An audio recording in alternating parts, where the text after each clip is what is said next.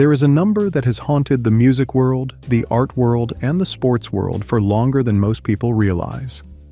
The number 27. Over the past century, an astonishing parade of gifted human beings, musicians, poets, physicists, painters, athletes, left this world at exactly that age. Some were the most famous people on Earth when they died. Others were barely known outside their own city. A few have been nearly forgotten. Today, we follow their graves. 27 stops across multiple continents, from a Mississippi churchyard so remote you need a local to find it, to the most visited cemetery in Paris. From a windswept island in the Aegean Sea, to a quiet suburban park in Seattle where people still leave flowers on a bench 30 years later. This is not a list of tragedies. These are 27 stories, complete, specific, and worth knowing. So let's begin at the beginning. The very beginning of this whole strange tradition, and that means going south. We start in Mississippi. Deep in the Delta, outside the town of Greenwood, along a flat two-lane road that cuts between cotton fields and catfish ponds, there's a small churchyard at the Little Zion Missionary Baptist Church on Money Road. This is a memorial site for Robert Johnson. And the reason we say memorial site rather than grave is one of the first things that makes his story so extraordinary. Nobody is entirely certain where Robert Johnson is buried. 3 different locations in Mississippi have claimed to be his true resting place over the decades, each supported by different witnesses, different documents, different stories.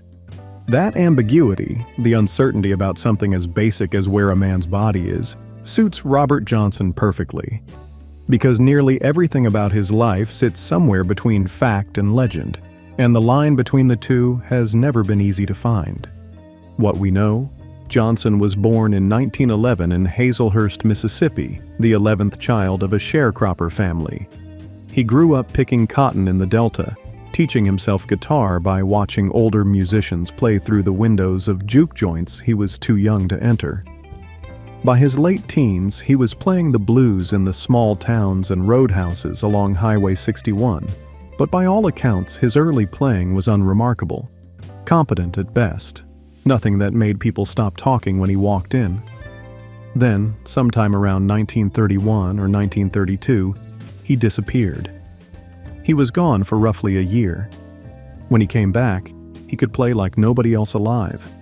That gap is the origin of the most famous story in American music, that Robert Johnson went down to the crossroads, the intersection of Highways 61 and 49, just outside Clarksdale, Mississippi, at midnight, and met a large man in the dark who tuned his guitar and handed it back to him.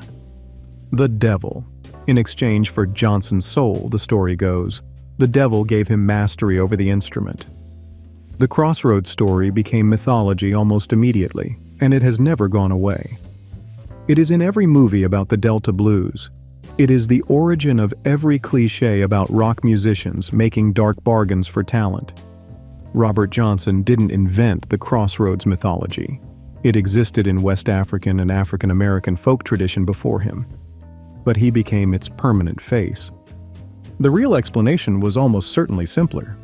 He had spent that missing year in Martinsville, Mississippi, doing nothing but practicing under the tutelage of a more experienced musician named Ike Zimmerman, who reportedly taught his students in graveyards at midnight because the solitude was good for concentration.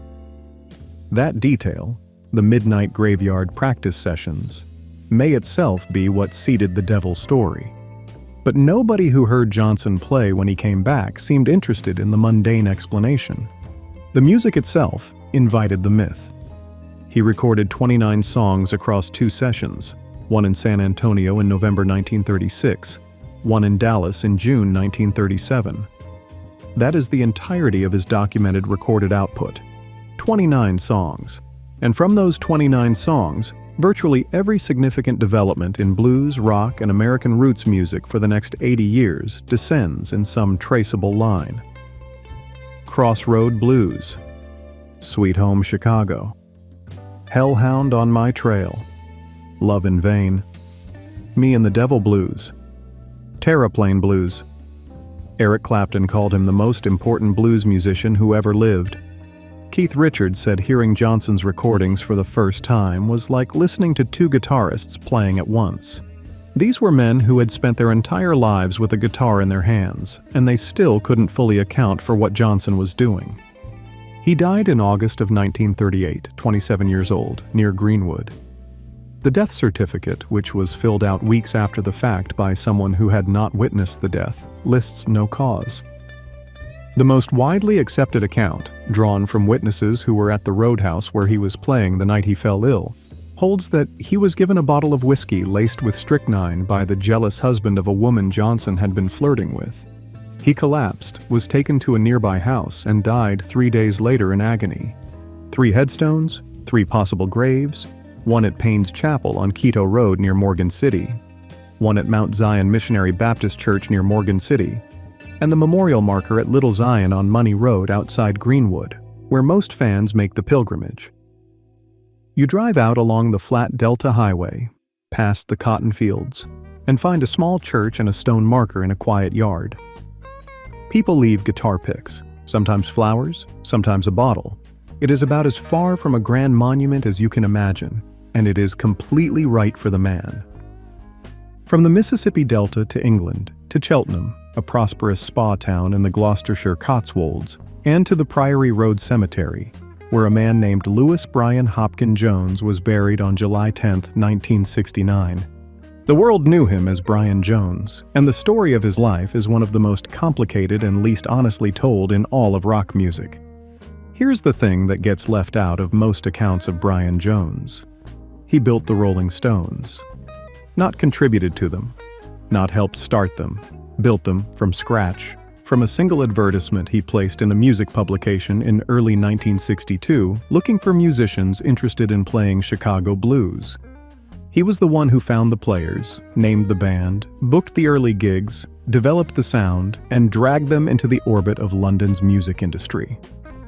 The Rolling Stones were, for their first 2 or 3 years, essentially Brian Jones's vision executed by Brian Jones's band.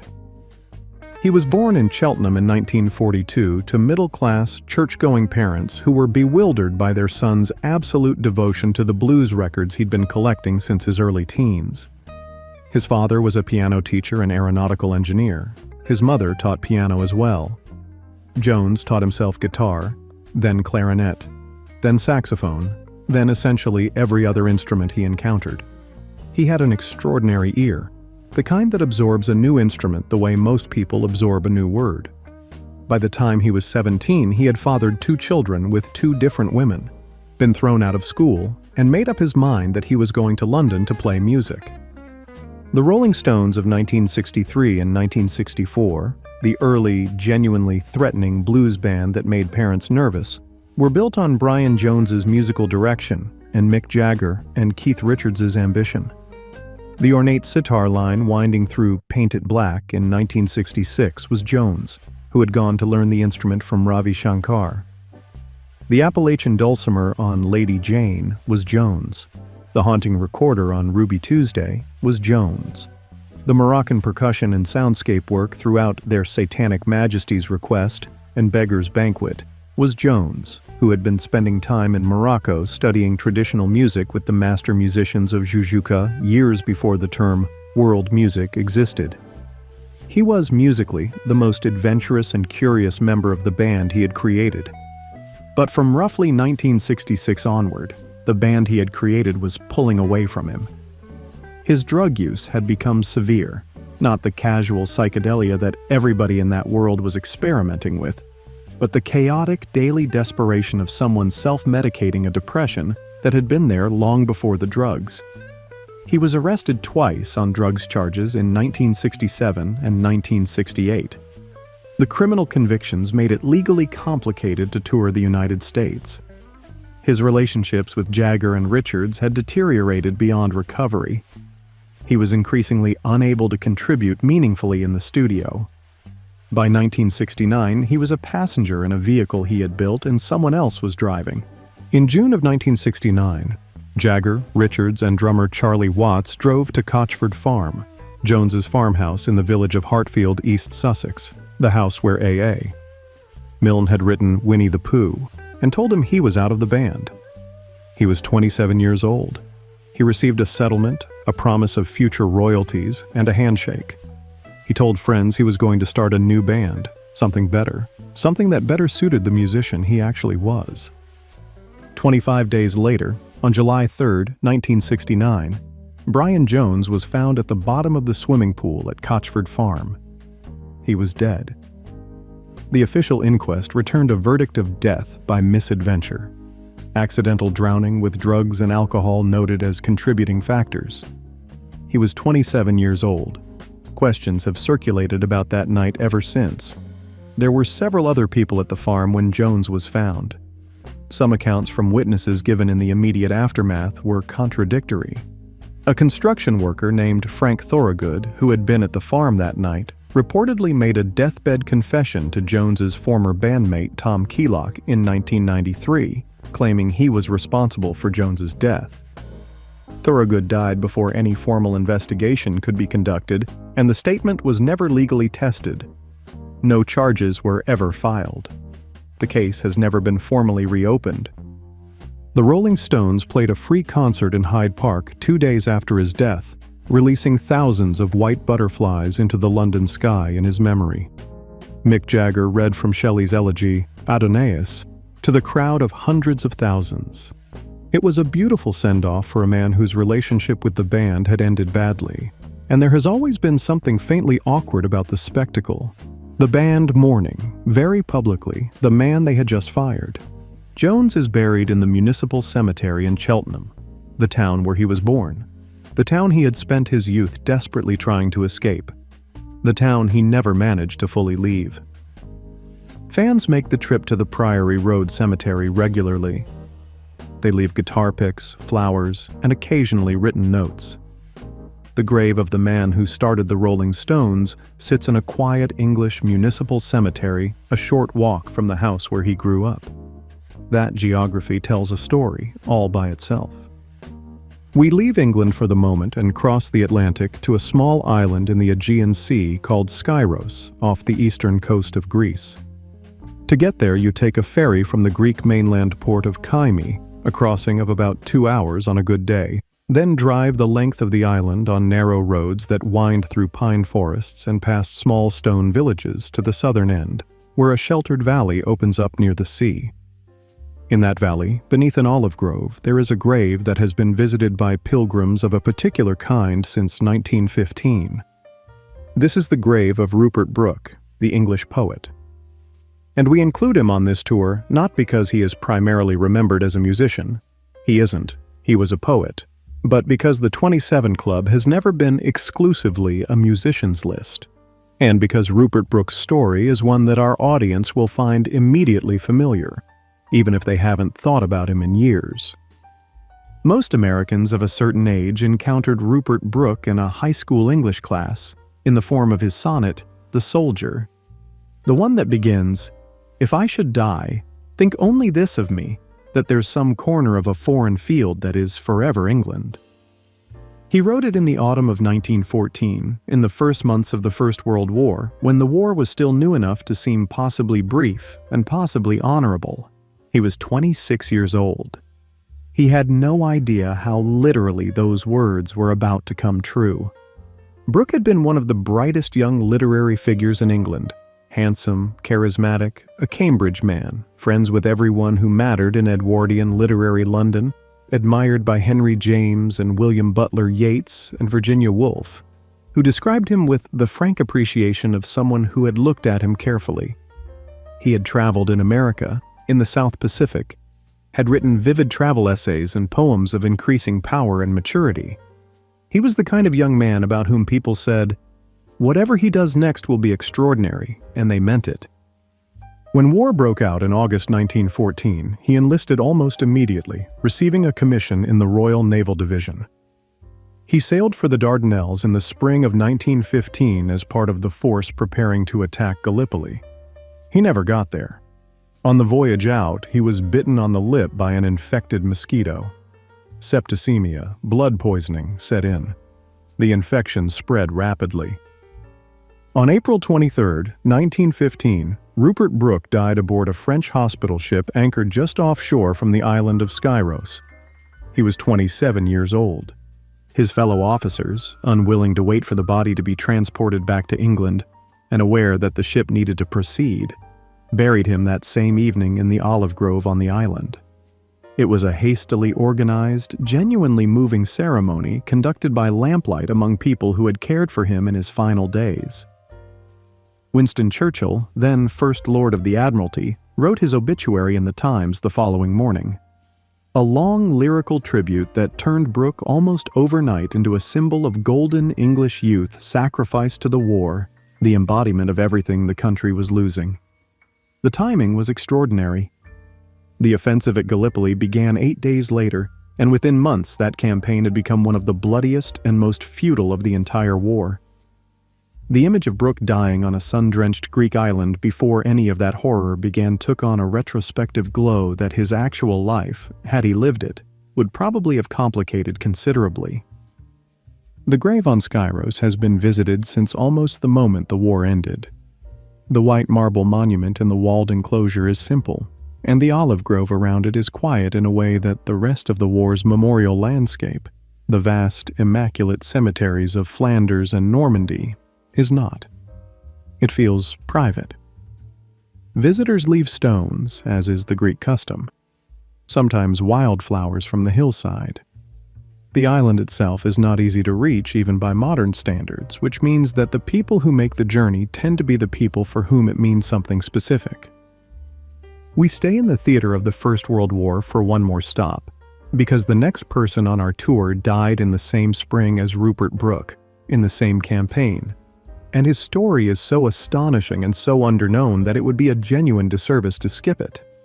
We are now at Azmak Cemetery in Suvla, on the Gallipoli Peninsula in what is now Turkey.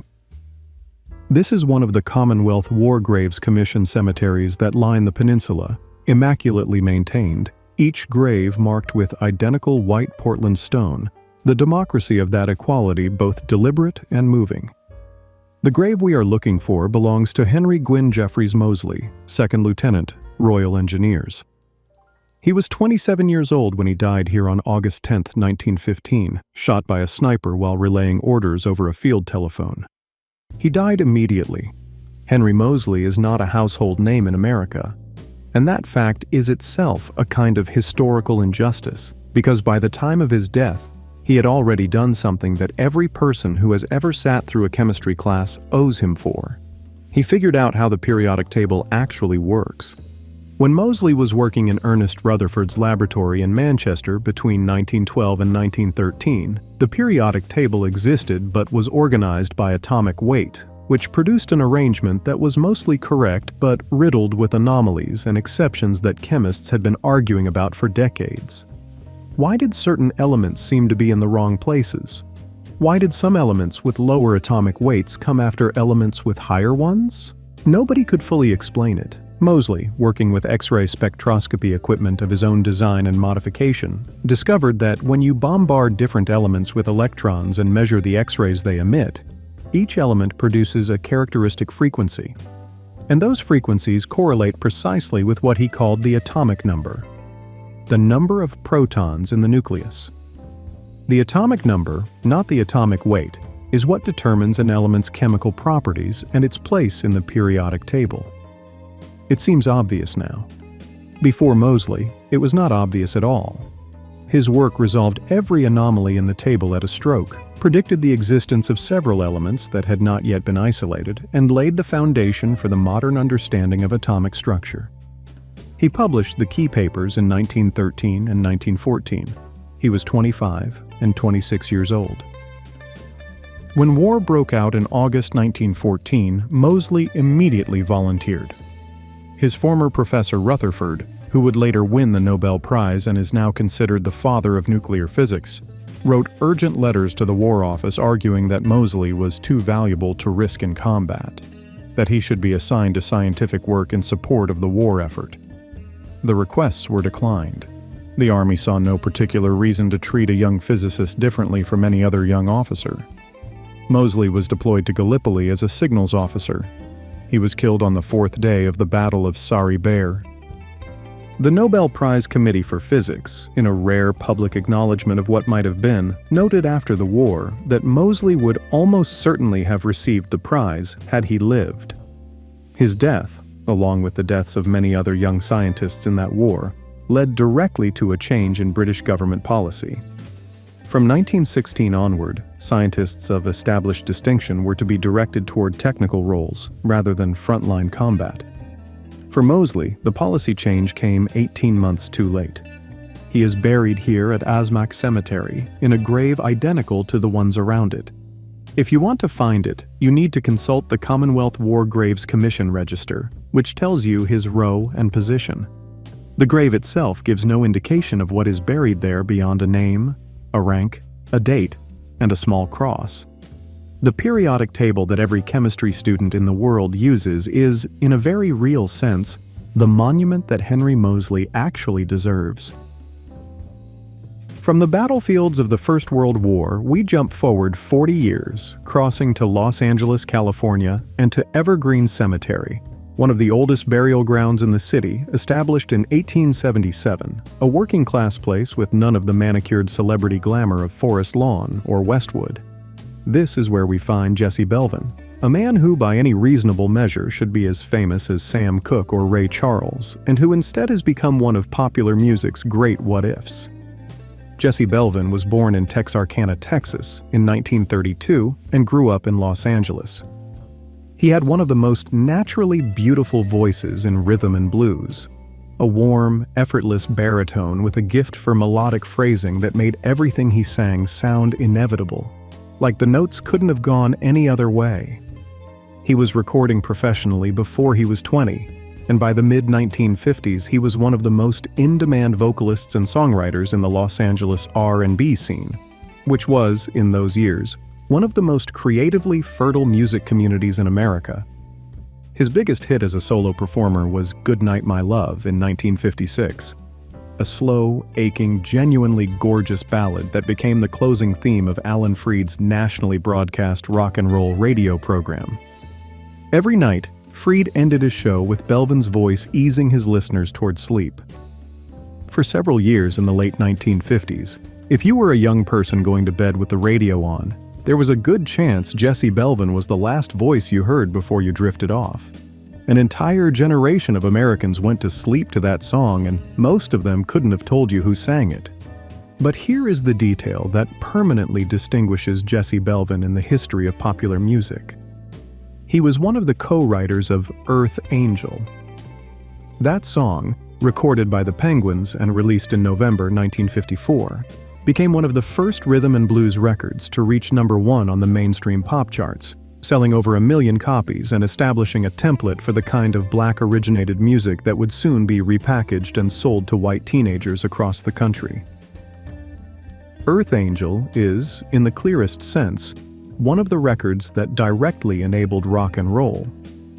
The songwriting credits on it have been disputed and litigated since the day it was recorded. The full, honest accounting of what Belvin contributed to that record is a complicated story involving record label exploitation and credit theft that was entirely commonplace in the R&B industry of that era. But his voice is on the original. His pen was in the room when it was written, and his contribution to that song's existence is not seriously disputed by anyone who has looked carefully at the evidence. RCA Records signed him in 1959. They signed him specifically with the intention of marketing him to white audiences as a crossover star. The label had done it with Nat King Cole in the late 1940s, and the executive class at RCA believed Jesse Belvin had the voice, the charm, and the crossover appeal to replicate or even surpass what Cole had accomplished. It was one of the clearest recognitions of his talent that the music industry offered him while he was alive.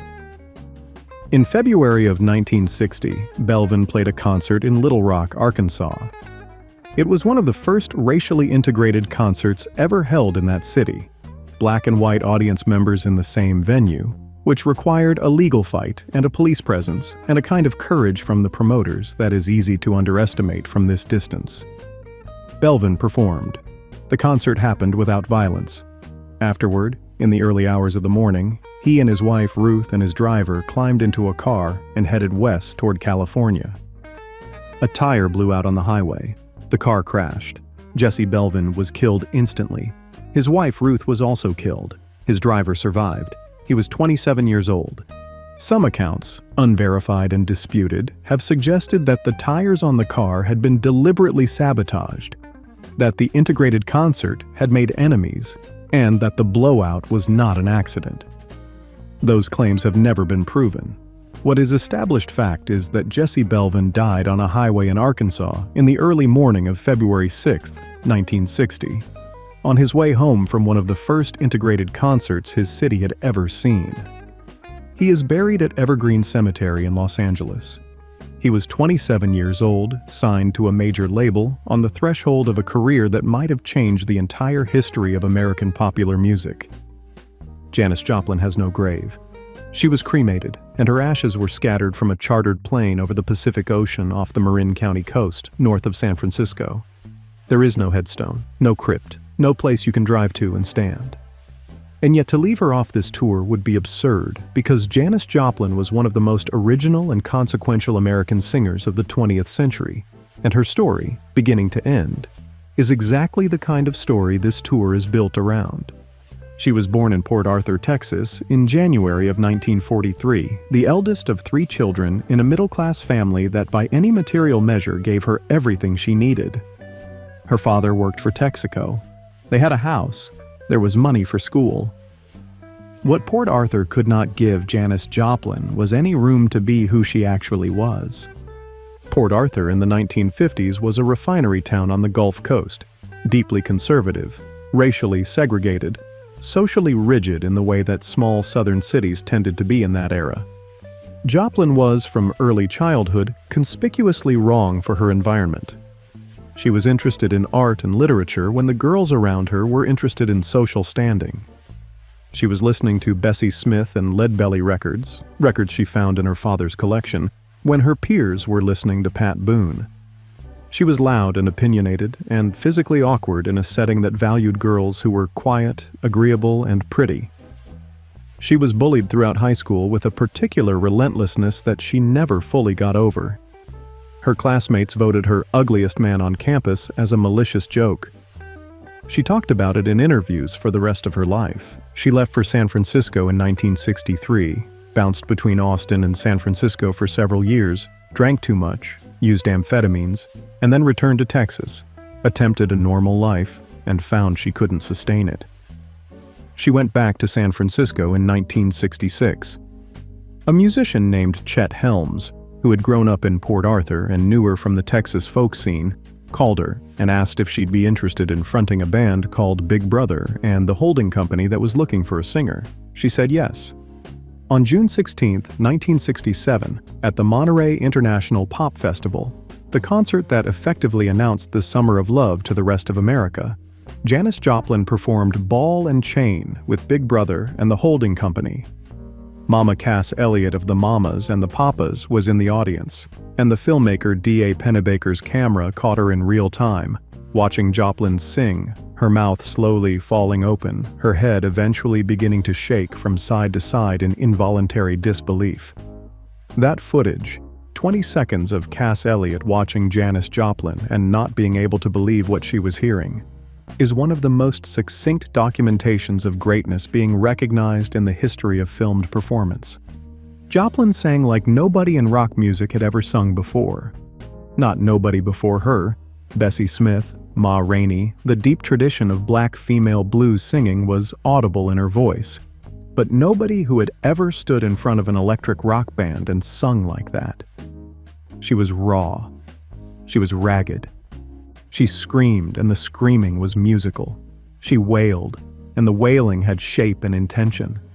She was technically accomplished in ways that her rough-edged delivery sometimes obscured, and she was emotionally committed in ways that made the technical accomplishment irrelevant. She sounded like someone who had decided the only honest way to sing a song was to give it everything she had and accept the consequences. The consequences included enormous fame, which arrived fast and proved difficult. The albums with Big Brother, Cheap Thrills in 1968, and her solo records, I Got Dem Ol' Cosmic Blues Again Mama, in 1969, and Pearl, which was unfinished when she died, all documented a voice and a presence of remarkable power. But the heroin use that accompanied the fame was real and serious, and the loneliness underneath the performance was real and serious, and Joplin was honest about both in ways that made people uncomfortable. On October 4, 1970, she was found dead in her room at the Landmark Motor Hotel in Hollywood. A heroin overdose, specifically, an unexpectedly potent batch that killed several users in Los Angeles that week. She was 27 years old. Pearl, the album she had been recording at the time of her death, was completed and released the following January. It included Me and Bobby McGee, a song written by Chris Christopherson that became her first and only #1 single, reaching the top of the charts after she was already gone. There is no grave. If you drive to Port Arthur, Texas, you can find a historical marker outside Thomas Jefferson High School, the school where her classmates once mocked her. The city named a stretch of road after her eventually. It took a while. In Port Arthur, it always took a while for Janis Joplin. We stay in 1970, because 1970 was the year the 27 Club became a concept, even if nobody called it that yet.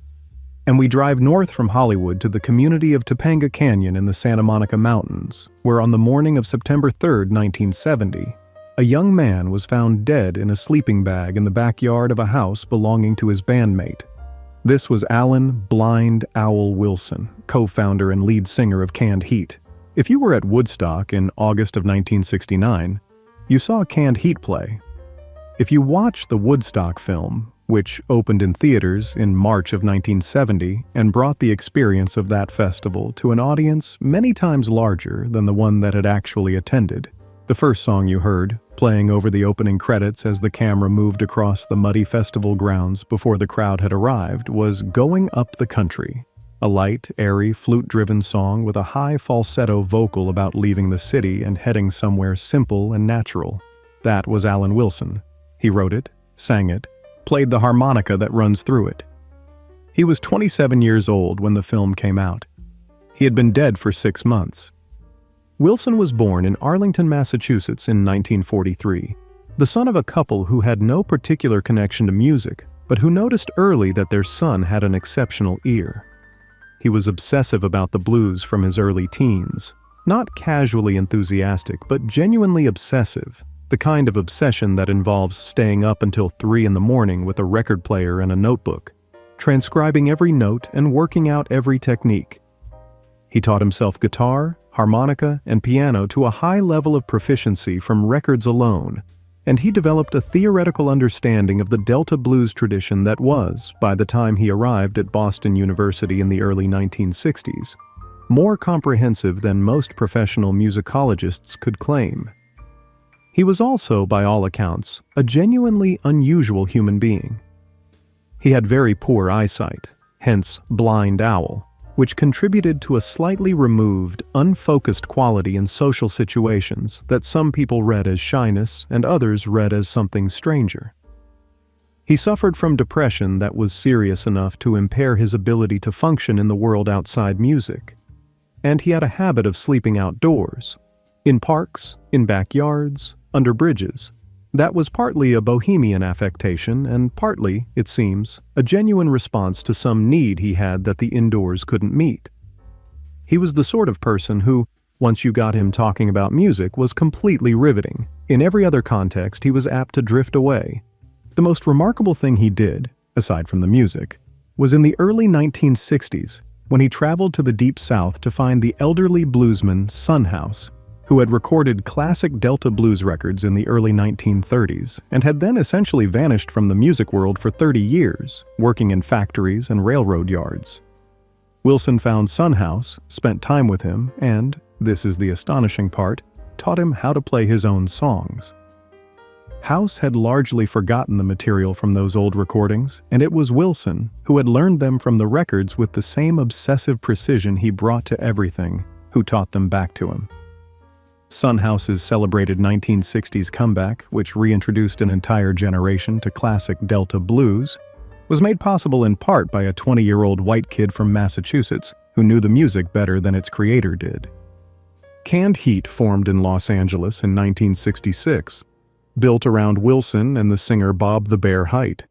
And by 1969, they were one of the most beloved bands on the festival circuit. Loose, good-humored, genuinely rooted in the blues they were playing, lacking the calculated menace of the Stones or the psychedelic complexity of the Airplane, but possessed of a warmth and a musical authenticity that audiences responded to enormously.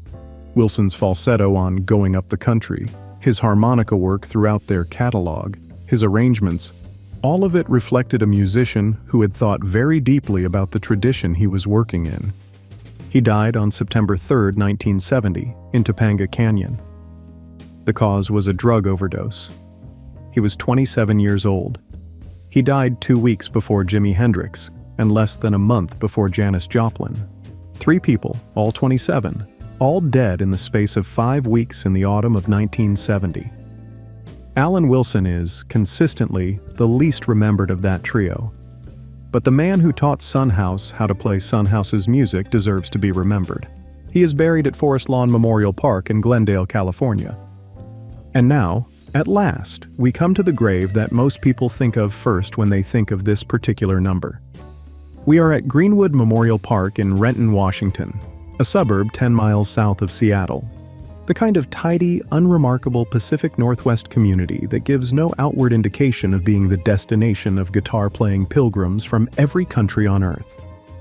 And yet they come, steadily, year after year, to the grave of Jimi Hendrix. James Marshall Hendrix was born in Seattle on November 27, 1942, the eldest child of Al and Lucille Hendrix. His early childhood was unstable in ways that left permanent marks. His parents' marriage was troubled and intermittent. His mother, Lucille, was a beautiful, erratic, deeply unhappy woman who struggled with alcoholism and who moved in and out of her children's lives throughout Jimmy's early years. She died in February of 1958, when Jimi was 15 years old.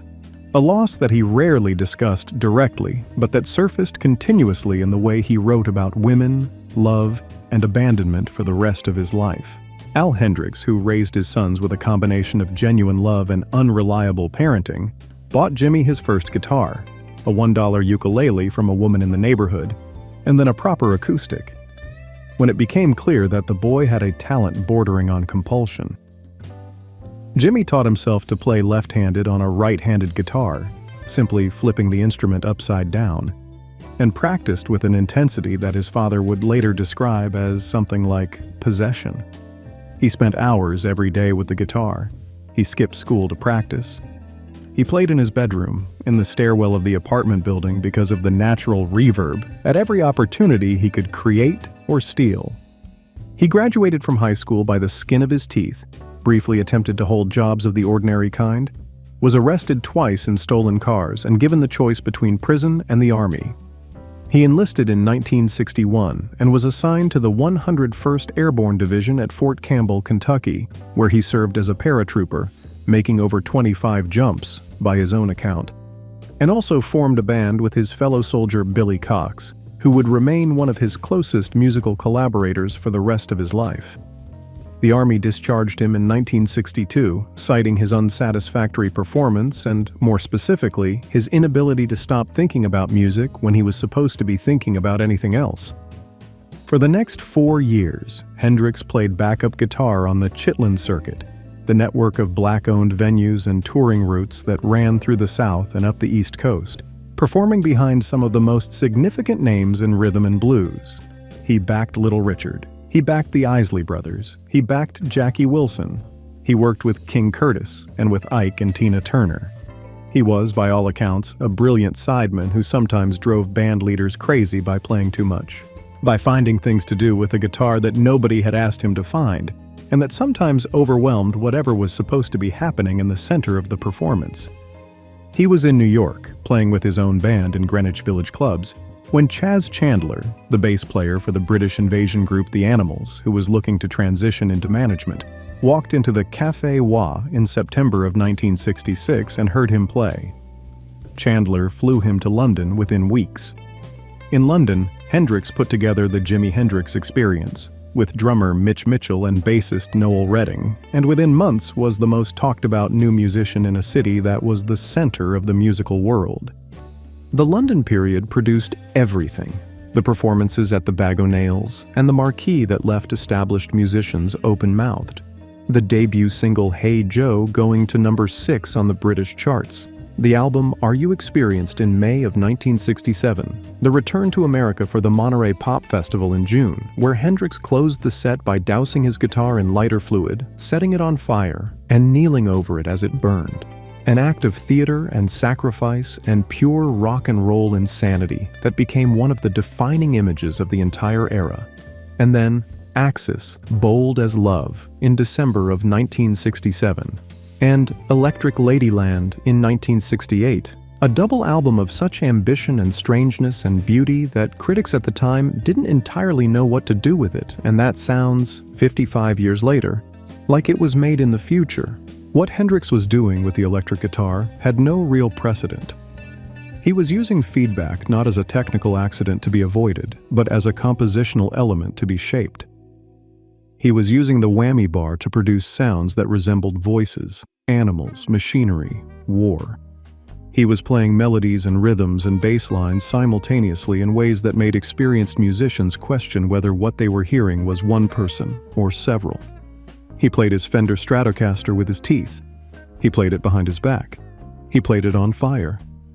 And through all the theater and spectacle, the music was extraordinary, harmonically complex, rhythmically sophisticated, emotionally direct, and possessed of a raw physical force that no amount of technical description adequately captures.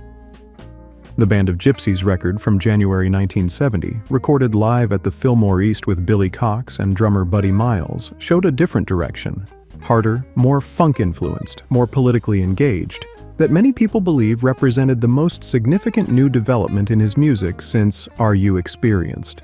He was in the process of expanding in several directions at once, had recently completed and opened Electric Lady Studios in New York, and was planning new projects with multiple collaborators when, on the morning of September 18, 1970, he was found unresponsive in the London hotel room of his girlfriend Monica Dannemann. He had taken a large number of prescription sleeping pills, Vesparax, a strong German sedative, and had drunk wine and had asphyxiated in his sleep. He was 27 years old. The official cause of death was asphyxiation while intoxicated. He was buried here at Greenwood Memorial Park in Renton, not at first in a grand memorial, but in a family plot, quietly, among the ordinary dead of a Seattle suburb. In 2002, a more elaborate memorial was constructed, a rounded granite structure around the original gravesite, and Jimmy's father Al was buried beside him when he died in 2002. The memorial draws visitors from every corner of the world. They leave guitar picks in the crevices of the stone, flowers in the grass, sometimes full bottles of wine. On his birthday, November 27th, there are often impromptu concerts in the parking lot. The cemetery is in a quiet residential area of Renton, surrounded by houses and strip malls, and the contrast between the ordinariness of its surroundings and the extraordinary volume of love directed at that one grave has its own kind of poetry. From Renton, Washington, we cross the Atlantic again, this time to Paris, France. To the Père Lachaise Cemetery in the 20th arrondissement, which is among the most beautiful and most visited burial grounds on earth. Chopin is here, Oscar Wilde is here, Marcel Proust is here, Edith Piaf is here, Molière is here. And in Division 6, on a tree-lined path in the lower section of the cemetery, is a grave that has been visited, argued about, vandalized, resecured, and visited again continuously since the summer of 1971. This is the grave of Jim Morrison. James Douglas Morrison was born in Melbourne, Florida in December of 1943, the eldest child of Rear Admiral George Stephen Morrison of the United States Navy. His father was a career military officer who eventually commanded the U.S. naval forces at the Gulf of Tonkin incident in August 1964, the incident that provided the pretext for the major escalation of the Vietnam War. that the man who became the most famously rebellious rock singer of the late 1960s was the son of the naval officer who was present at the origin point of the war he and his audience despised is one of those biographical ironies that seem too neat to be true and yet are simply, stubbornly true. Morrison grew up moving from base to base, the standard childhood of a military family, and was a conspicuously intelligent child whose appetite for reading exceeded everything the schools he attended could provide. By his teens, he was reading Nietzsche, Rimbaud, Baudelaire, William Blake, the French Surrealists, and the work of the poet and critic Antonin Artaud, whose theories about the theater of cruelty, the idea that performance should be a visceral, total experience that breaks down the boundary between performer and audience, became the philosophical foundation of Morrison's entire approach to the stage. He attended UCLA's film school in the early 1960s, where he met keyboardist Ray Manzarek on a beach in Venice, California, in 1965. The story of how the Doors formed is one of the more cinematic in rock history. Manzarek ran into Morrison on the beach, asked what he'd been doing. Morrison said he'd been writing songs. Manzarek asked him to sing one. Morrison sang the opening lines of what would become Moonlight Drive, and Manzarek, who recognized immediately that he was hearing something unusual, suggested they form a band. They did. Guitarist Robbie Krieger and drummer John Densmore joined. The Doors began playing the Sunset Strip clubs in 1966 and released their debut album in January of 1967. The Doors' first album contained Light My Fire, which spent 3 weeks at number 1 in the summer of 1967, and which, along with People Are Strange and The End and Break On Through, established Morrison as one of the most compelling and genuinely frightening presences in popular music. He was physically beautiful, one of the most conventionally handsome rock singers who ever performed, and he used that beauty in a specifically self-destructive way, as though testing how much the audience would forgive if the face doing the testing was sufficiently attractive. He drank enormous quantities of alcohol on stage. He recited poetry between songs, sometimes for much longer than the audience had patience for. He provoked, insulted, and goaded. He incited. He was arrested in New Haven, Connecticut in December of 1967, mid-performance, dragged off the stage by police, for inciting a riot and using obscene language. He was arrested in Miami in March of 1969 for allegedly exposing himself on stage. The Miami arrest shadowed him for the remaining 2 years of his life. The poetry was real. Morrison published 2 collections, The Lords and The New Creatures, in 1969, that attracted genuine critical attention, and the question of whether he was a great poet or merely a rock singer with literary pretensions was vigorously debated. What is not debatable is that his lyrics gave the Doors a verbal dimension that almost no other rock band of the era could claim. Strange Days, When the Music's Over, Riders on the Storm, L.A. Woman. Whatever their status as pure literature, they worked inside the music with unusual power. By early 1971, he was exhausted, heavy from drinking, legally exposed from the Miami charges, and deeply disenchanted with performing. He moved to Paris in March of 1971 with his companion Pamela Courson, intending to write and live more quietly. He grew a beard. He walked the city. He wrote in notebooks, went to films, spent time in the cafes of the left bank. Whether he was recovering or declining depends on whose account you believe, and there are contradictory accounts from people who saw him in those last months. On July 3, 1971, exactly 2 years after Brian Jones had drowned in his swimming pool in East Sussex, Jim Morrison was found dead in the bathtub of the apartment on the Rue Beautrace. He was 27 years old. Pamela Courson found him. No autopsy was performed. Under French law at the time, no autopsy was required in the absence of evidence of foul play, and the death certificate listed the cause as heart failure. Courson, the only person present when he was found and the only one who could describe what she had witnessed, died of a heroin overdose in 1974. She was 27 years old. The absence of an autopsy, the sealed coffin, the rushed burial, the history of conspiracy thinking that attaches itself to any famous premature death. all of it has kept the alternative theories alive for more than 50 years. The most persistent is simply that he faked his death and is living somewhere quietly, which is almost certainly not true and is certainly impossible to disprove to the satisfaction of those committed to believing it.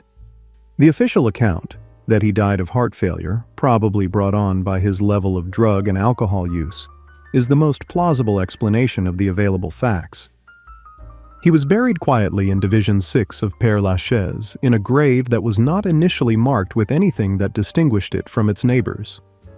Within months, it became one of the most visited graves in Paris. Fans scratched their names and messages into the stone. They left bottles and cigarettes and lipstick-kissed papers and poetry. The grave was vandalized repeatedly, and the cemetery installed a fence around it after years of trying to manage the traffic. That fence became itself a surface for messages. Père Lachaise is worth a full afternoon even apart from Morrison's grave. The cemetery is one of the great public gardens of Paris, with meandering paths and extraordinary 19th-century monuments and views across the rooftops of the city. Morrison's grave is about a 20-minute walk from the main entrance. On any given day, there will be a dozen people there, some of them young people who have come specifically for him, some of them general visitors who find themselves unexpectedly moved by the accumulation of messages left by everyone who came before them. From Paris back to Britain, to Wales, and to a story so sudden and so public and so preventable that it still has the power to stop you cold 50 years later. Leslie Harvey was the lead guitarist of Stone the Crows, a Scottish blues rock band that was, in the early 1970s, one of the most seriously regarded acts in the British rock scene. Stone the Crows were fronted by the vocalist Maggie Bell, who possessed one of the most powerful and emotionally direct voices in British rock, a full-throated blues belter in the tradition of the great American soul singers, one of the very few British vocalists who could stand next to that tradition without embarrassment. Harvey's guitar work gave the band its backbone, and by 1972 they were building a reputation that their subsequent history suggests would have taken them somewhere significant. Leslie Harvey was born in Glasgow in 1944, the younger brother of Alex Harvey, the wild, theatrical Scottish rock musician who led the sensational Alex Harvey Band, one of the most entertaining live acts of the 1970s. Music was the family business. Leslie had played in several bands before Stone the Crows, and had developed a guitar style rooted in the blues that was direct and powerful without being derivative. On May 3, 1972, Stone the Crows were performing at the Top Rank Ballroom in Swansea, Wales. During the performance, Harvey reached for a microphone stand that had not been properly earthed, not grounded in American terminology. The electrical current from the ungrounded equipment passed through him the moment he made contact. He was electrocuted on stage, in front of the audience. He died shortly afterward. He was 27 years old. The accident was caused by a straightforward failure to properly check electrical equipment before a performance, the kind of safety oversight that is, in theory, preventable every time, and yet happened with alarming regularity in the rock venues of the early 1970s, where the combination of makeshift electrical arrangements, damp conditions, and inadequate safety protocols created dangers that were not taken seriously enough. Keith Relf of the Yardbirds would be electrocuted in a similar accident at his home in 1976.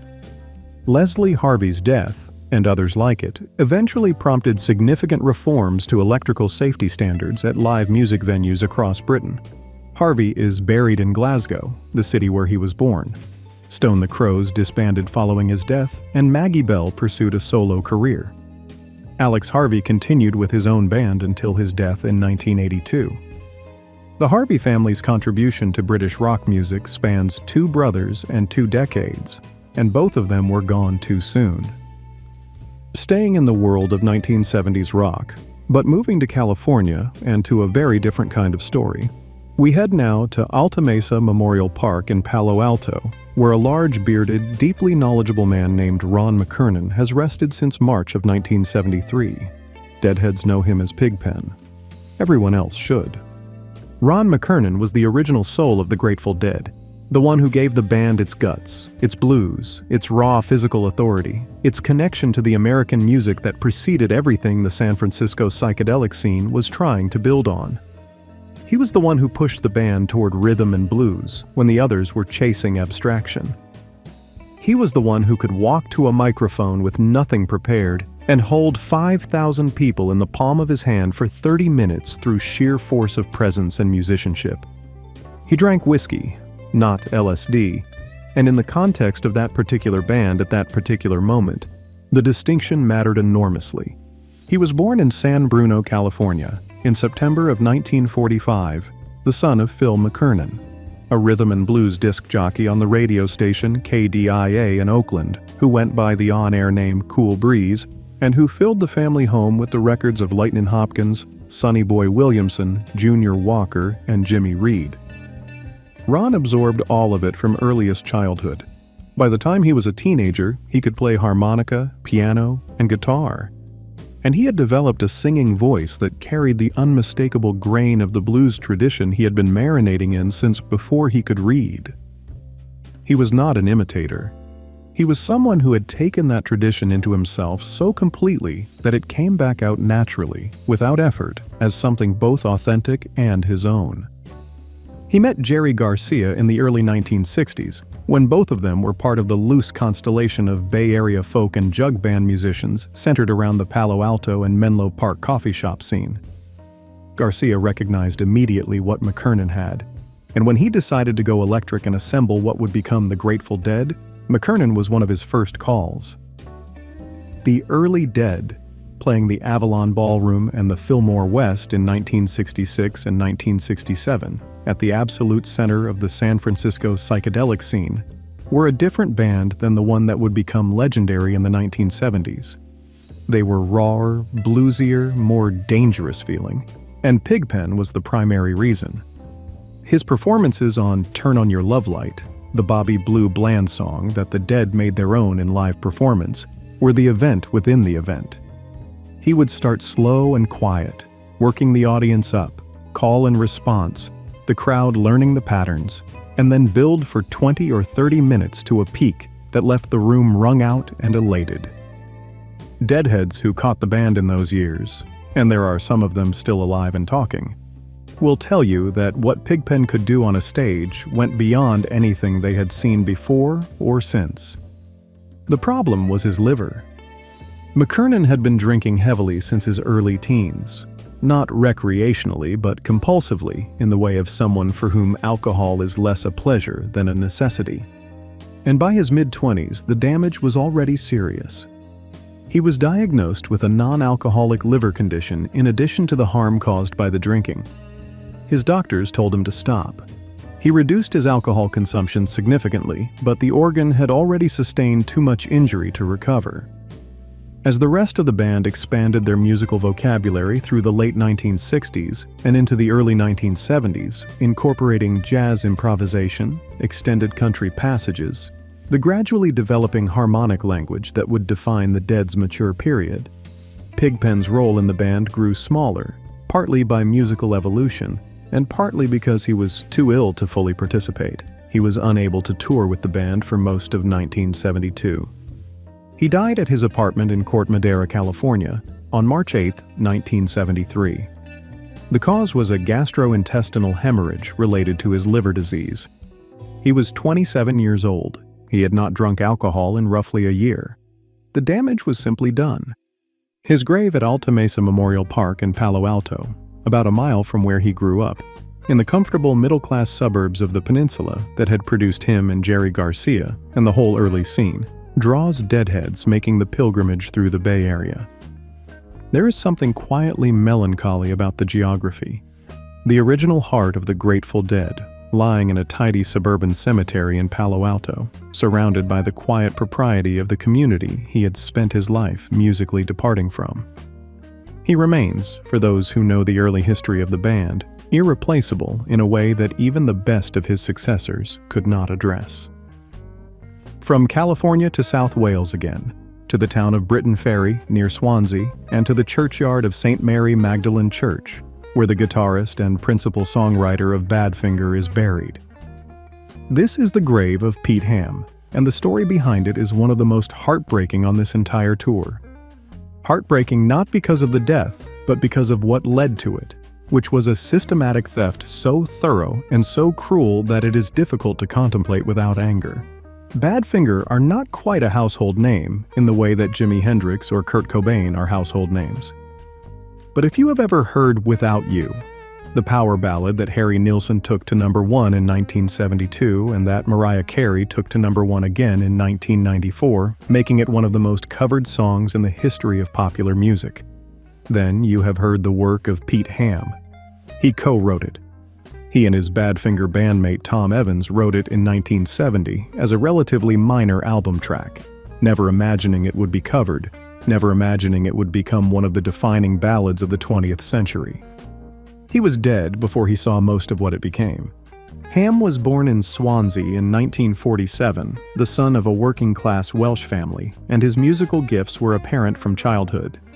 He taught himself piano and then guitar, developed an instinctive melodic sense, the ability to find the hook that sits so naturally inside a song that it seems to have always been there, and formed a band with Tom Evans and other Swansea musicians in the mid-1960s. The band went through several name changes and configurations before ending up as Badfinger, signed to the Beatles' Apple Records in 1969 after Paul McCartney heard their demo and decided to produce their first Apple single himself, Come and Get It. Written and produced by McCartney and given to Badfinger for the soundtrack of the film The Magic Christian, was their commercial debut, and it went to number 4 in the UK and number 7 in the United States. No Matter What followed and went to number 5 in the US. Day After Day, produced by George Harrison, hit the top 5 on both sides of the Atlantic. By 1972 and 1973, Badfinger were one of the most successful acts on Apple Records, which meant, in the context of the Apple Records story, that they were situated at the center of one of the most chaotic and dysfunctional record company situations in the history of the business. Apple was falling apart. The dissolution of the Beatles' business empire, the lawsuits, the competing management factions, the general corporate disintegration, was dragging everything connected to it into disorder.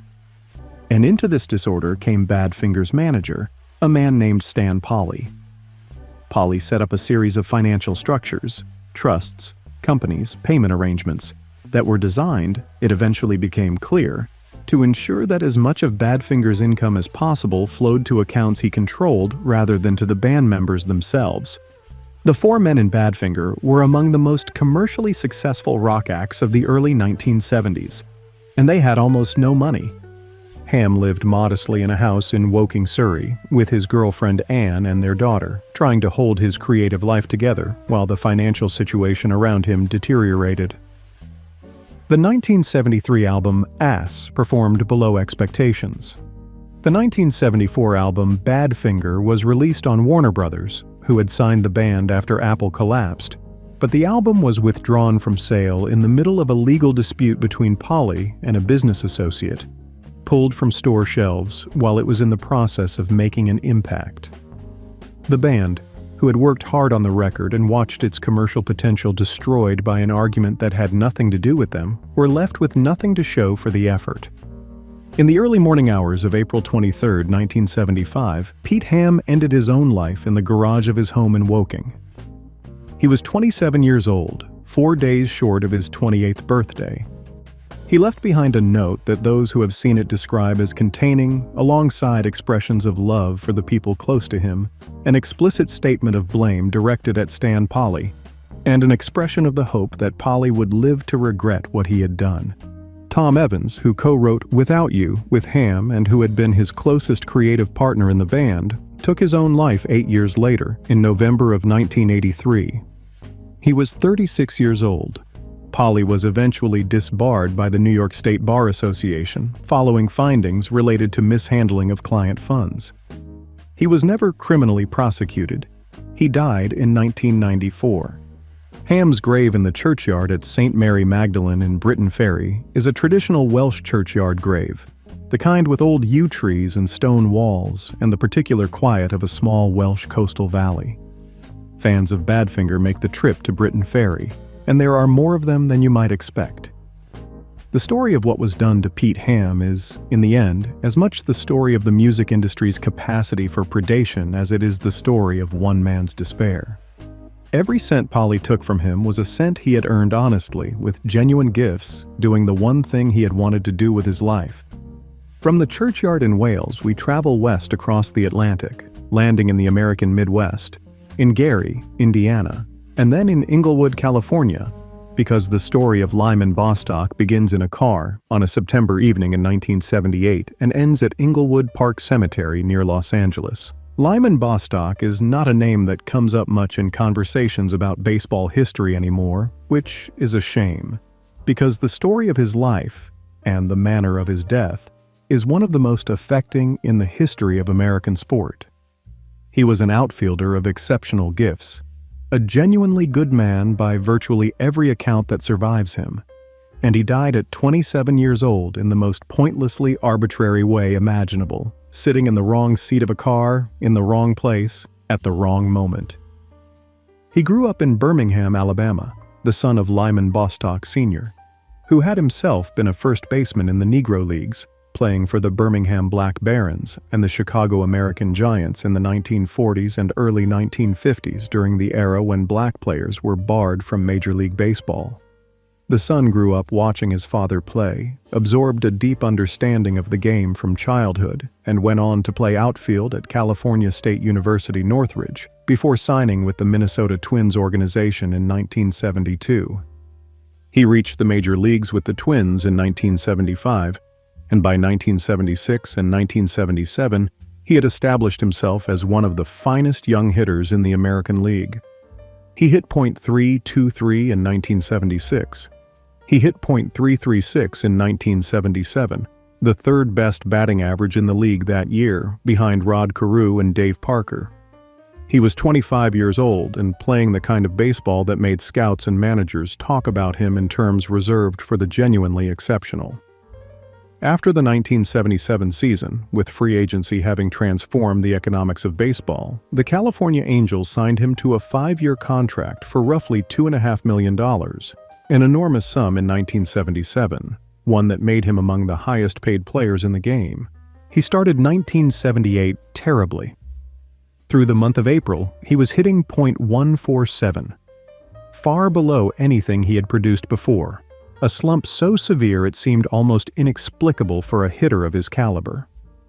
His response to the slump was, by the standards of professional athletes, extraordinary. He contacted the Angels organization and told them he wanted to return his April salary. He hadn't earned it, he said. He had performed below the standard he was being paid to meet, and he felt it would be dishonest to accept money for performance he hadn't delivered. The Angels declined his offer and told him to keep working. He did. He recovered through May and June and was hitting over .300 again by summer, playing the kind of baseball that had made him one of the most exciting young outfielders in the sport. On September 23, 1978, the Angels were in Chicago to play the White Sox. After the game, Bostock traveled to Gary, Indiana, the industrial city on the southern shore of Lake Michigan, just east of Chicago, to visit his uncle Tom Turner, with whom he was close. In the evening, Bostock and his uncle and 2 women the family knew, one of them a childhood friend named Barbara Smith, who was in Gary visiting relatives, got into Tom Turner's car to drive across town. They had gone about a mile when a car pulled alongside them at a red light. The man driving the other car was Leonard Smith, Barbara's estranged husband, who had been following his wife. Leonard Smith raised a shotgun and fired through the window of the car. The shot struck Lyman Bostock in the head. He was taken to St. Mary Medical Center in Gary. The neurological damage was catastrophic. He was pronounced dead approximately an hour after the shooting. He was 27 years old. Barbara Smith, the intended target of the shot, was not seriously injured. Leonard Smith was arrested, tried, and found not guilty by reason of insanity. He was committed to a state psychiatric facility. He was released after less than 3 years. The release, which came in 1981, barely 3 years after the death of a man who by any measure had done nothing to deserve it, caused an immediate and furious public reaction that eventually led to substantial reforms in Indiana's laws governing the insanity defense, and the conditions under which defendants found not guilty by reason of insanity could be released. Lyman Bostock is buried at Inglewood Park Cemetery in Inglewood, California, near Los Angeles, near his family, near the community where he had built his major league career. He was, by all accounts from teammates and opponents and people who simply knew him, one of those rare professional athletes whose decency and generosity toward others was as notable as his professional ability. He once donated an entire month's salary, not because he was performing poorly, but because he felt called to give, to a family in need. The Angels retired his number 45 within days of his death. It was one of the fastest number retirements in the history of the franchise. From the baseball diamond to the recording studio, and from Indiana to Memphis, Tennessee, and to Memorial Park Cemetery, where we find the grave of Chris Bell, the co-founder of Big Star. If the name Big Star means nothing to you, give us a few minutes, because by the end of this stop, you will understand why musicians from the 1980s and 1990s revere those records the way they do, and why the story of Chris Bell is one of the great injustices in the history of American rock music. Bell was born in Memphis in January of 1951, the son of a prosperous family.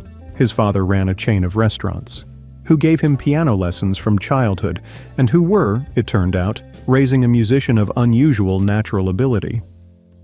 He progressed from piano to guitar in his teens, absorbed the Beatles and the Byrds and the British Invasion sound with the same focused intensity that all the best musicians of his generation brought to those particular influences, and developed a sensibility as a songwriter that was melodic in the deepest sense. Not just able to write tunes, but able to build songs that had the structural integrity of something permanent, something that would outlast the moment of its creation.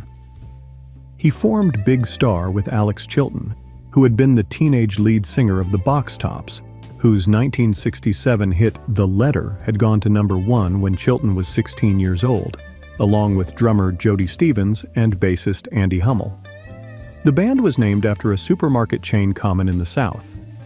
They recorded their debut album, Hash One Record, in 1972 and released it on Ardent Records, a Memphis independent label with a distribution arrangement through Stax Records. The arrangement almost immediately fell apart. Stax's distribution network was in the process of collapsing, and Hash One Record essentially never reached the record stores of the country in any meaningful quantity. Press copies went out. Some critics heard it and wrote ecstatically. The public, for whom it was never available in the places they shopped, did not. The album was remarkable. It sounded like nothing else being recorded in Memphis in 1972. Or anywhere, really. It was guitar pop of extraordinary precision and emotional directness, with the harmonic sophistication of the Beatles' middle period, and the guitar interplay of the Byrds and the melodic intelligence of Badfinger, who Bell admired deeply, all transformed into something that felt completely original.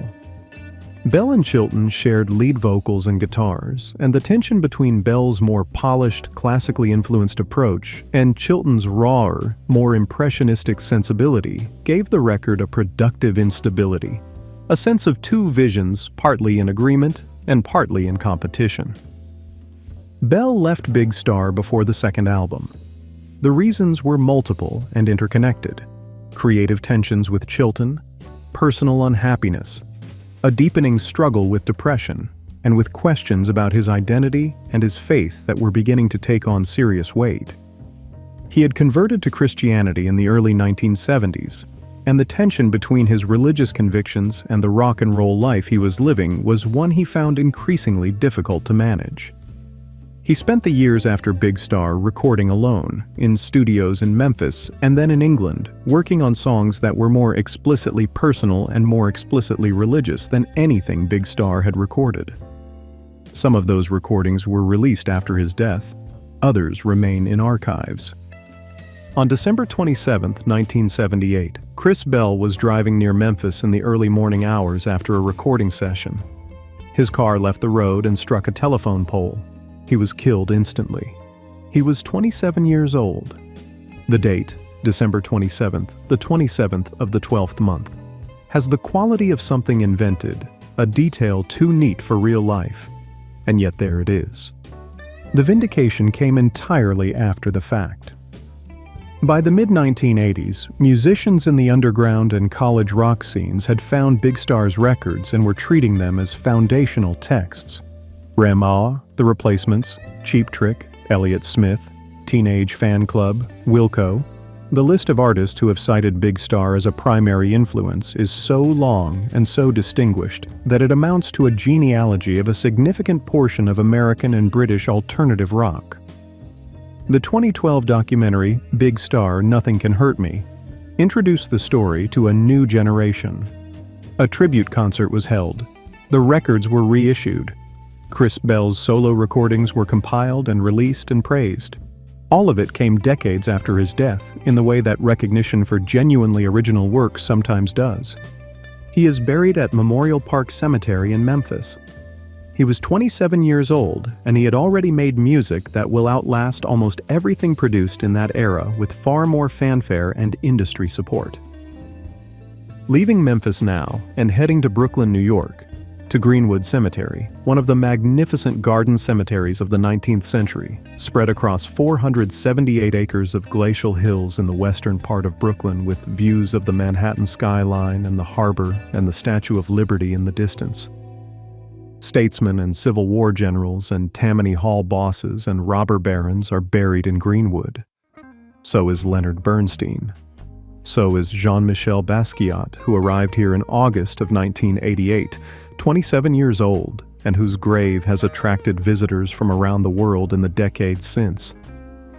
Basquiat's story begins, as so many New York stories begin, with someone from somewhere else who arrives in the city and finds that the city, for once, matches the size of what they brought with them.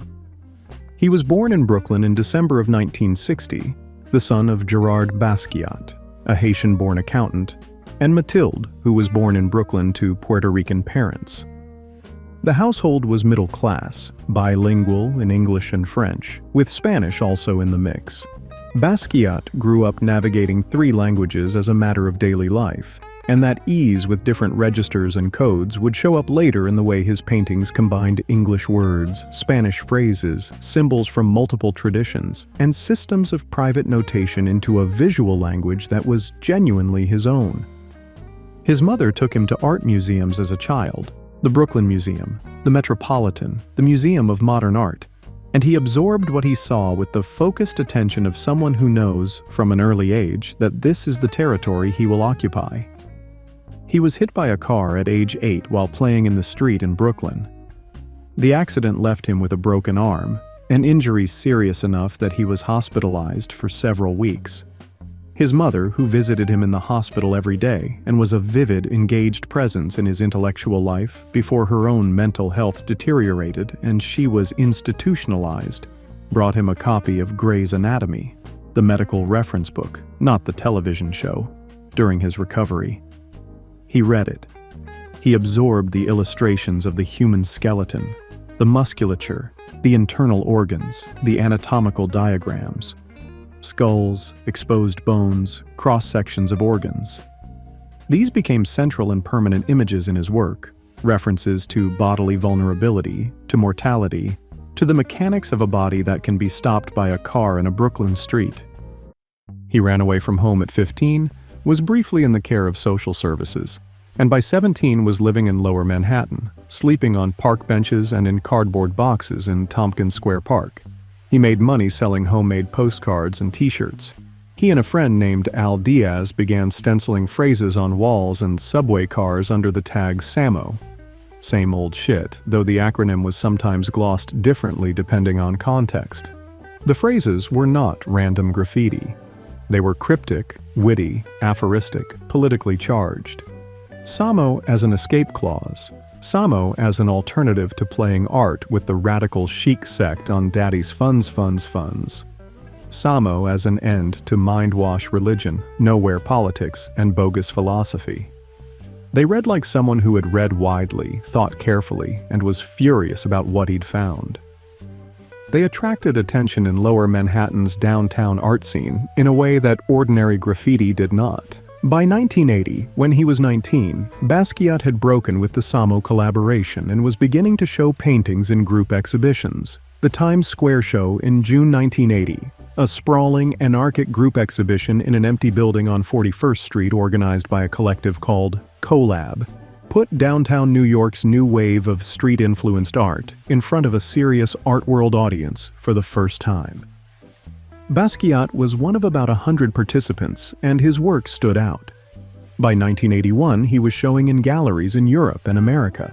By 1982, he was having his first solo exhibition, selling paintings for $20,000 apiece, and was profiled in the New York Times Magazine in an article that described him as the first black artist to achieve genuine mainstream art world success in the contemporary market. He was 21 years old. The paintings from 1981 to 1985, the peak years, were dense, complicated, restless works that combined drawing and painting and writing in ways that resisted easy categorization.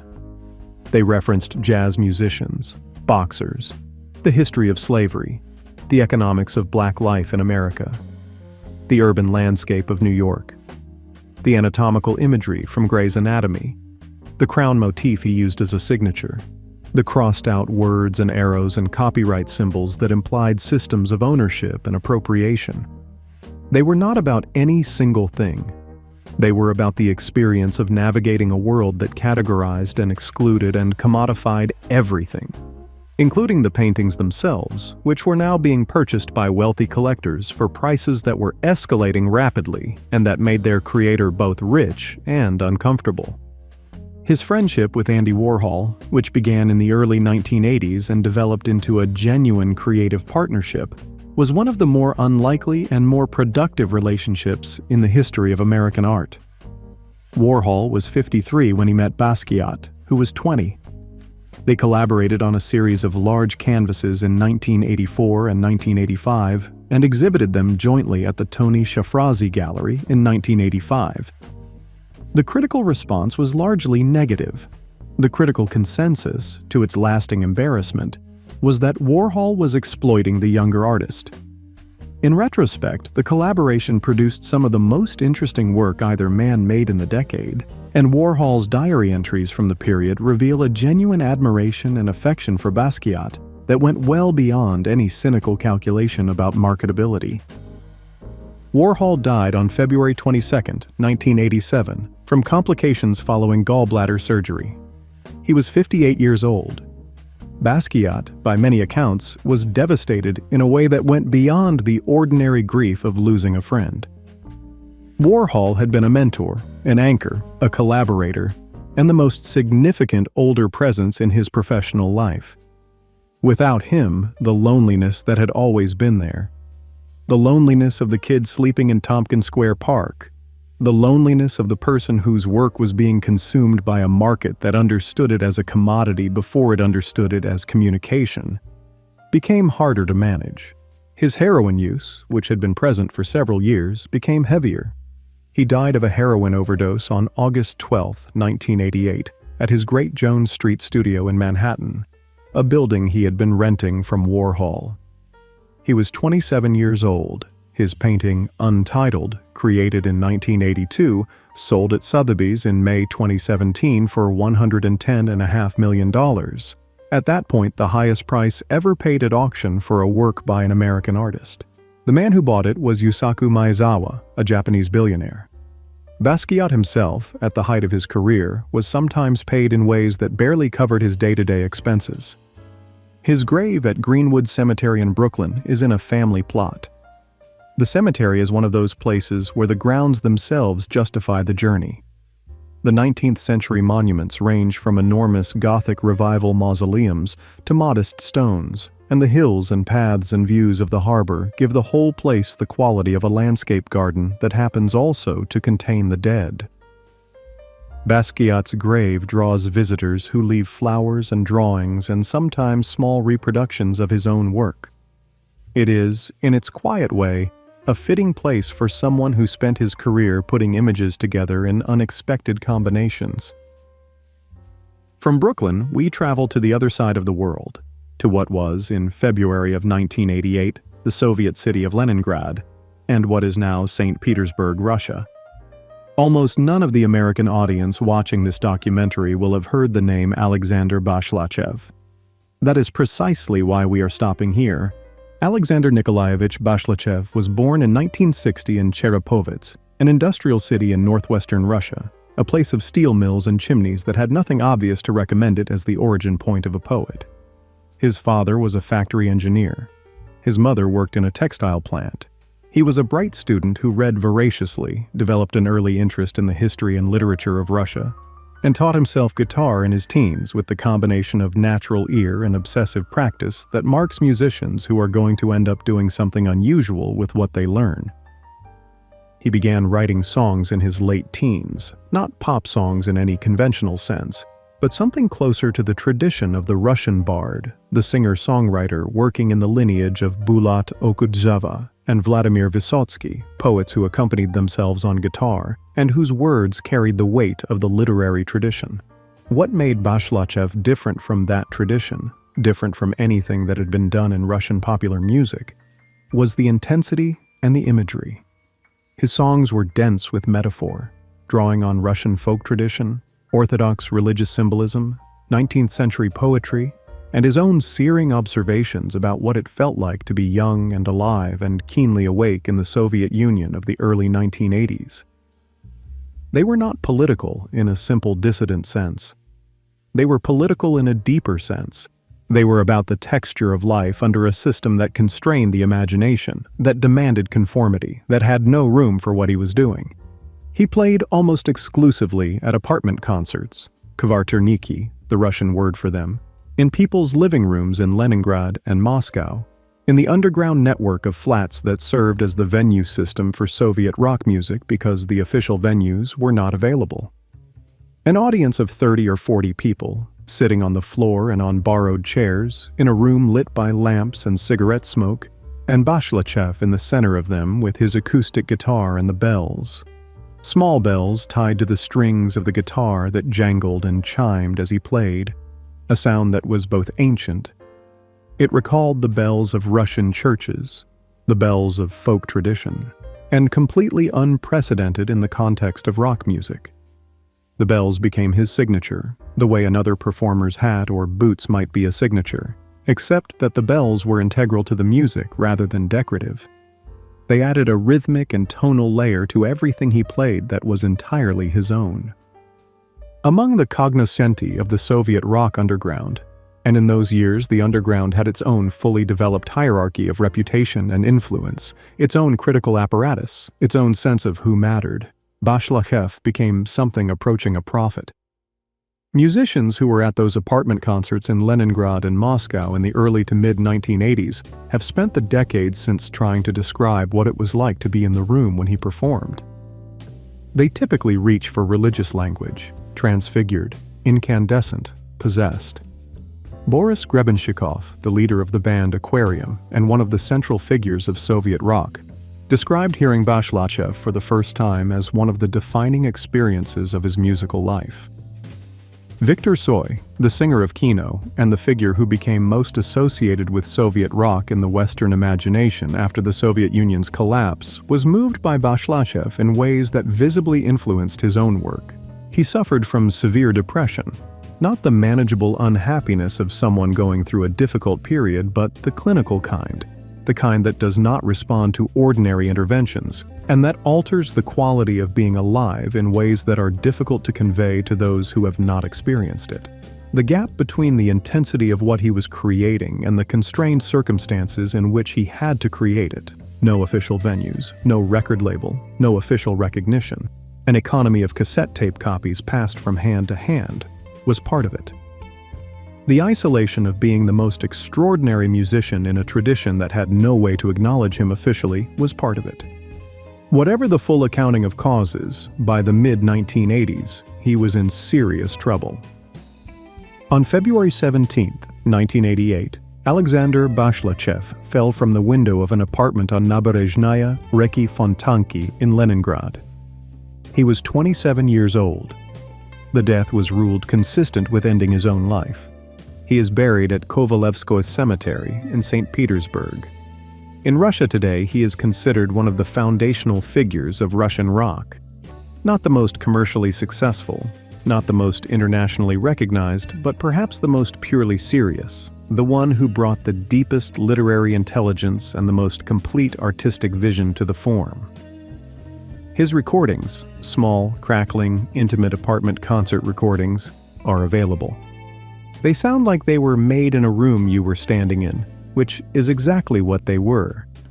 The quality of presence in those recordings is not diminished by the 4 decades that have passed since they were made. From St. Petersburg to San Pedro, California, and to Green Hills Memorial Park in Rancho Palos Verdes, where a guitarist and songwriter named Dennis Dale Boon has rested since the last days of December 1985. His friends called him D. Boon. His bandmate and lifelong best friend Mike Watt called him his brother. His band was the Minutemen. The Minutemen were a punk band from San Pedro, and they were one of the most original and least easily categorized bands that American punk produced. They formed in 1980, when Boon and Watt and drummer George Hurley began playing together in a garage in San Pedro, and they broke up on December 22, 1985, when Boon was thrown from the back of a van on a highway in the California desert and killed. Between those 2 dates, they made 5 studio albums and an enormous quantity of live recordings and 7-inch singles, and the cumulative body of work they left behind is among the most vital and least compromised in the history of American independent music. Boon was born in San Pedro in April of 1958, the son of a Navy family. His father was a submarine sailor, who were working class in the direct, unpretentious way of the Port of Los Angeles waterfront. He was large from childhood, eventually growing to over 250 pounds with a physical presence that was at once imposing and somehow gentle. And he had enormous hands that moved across a guitar neck with a speed and precision that musicians who saw him play found genuinely difficult to believe. He and Mike Watt had grown up 2 doors apart from each other in San Pedro. They had been best friends since childhood. They had learned to play music together, argued about politics and literature together, developed a shared aesthetic and a shared ethical framework together, and the Minutemen were the outward expression of all of it. A band that was, in the deepest sense, a friendship given musical form. The Minutemen played short songs, famously, emphatically short. Many of their songs were under a minute. The logic was rooted in the economy of punk. No wasted notes, no self-indulgence, nothing that wasn't necessary, but applied with a musical sophistication that went far beyond punk's usual 3-chord vocabulary. Boon played guitar with a jazz-influenced fluency that drew on the records Watt's father had collected, the same way Pigpen McKernan had drawn on the records his father played.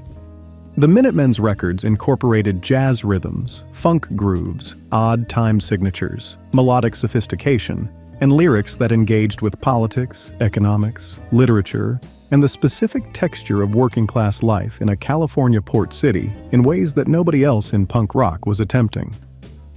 The double album Double Nickels on the Dime, released in July of 1984 on SST Records, was their masterpiece.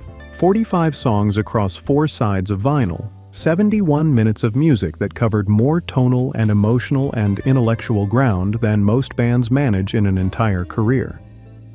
The title was a joke about the double nickel, the 55-mile-per-hour speed limit, a reference to a song by Sammy Hagar called I Can't Drive 55 Inches that the Minutemen found representative of everything they considered stupid about mainstream rock.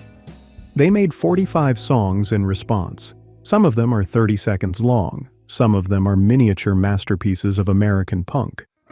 Taken together, they constitute a document of a specific time and place.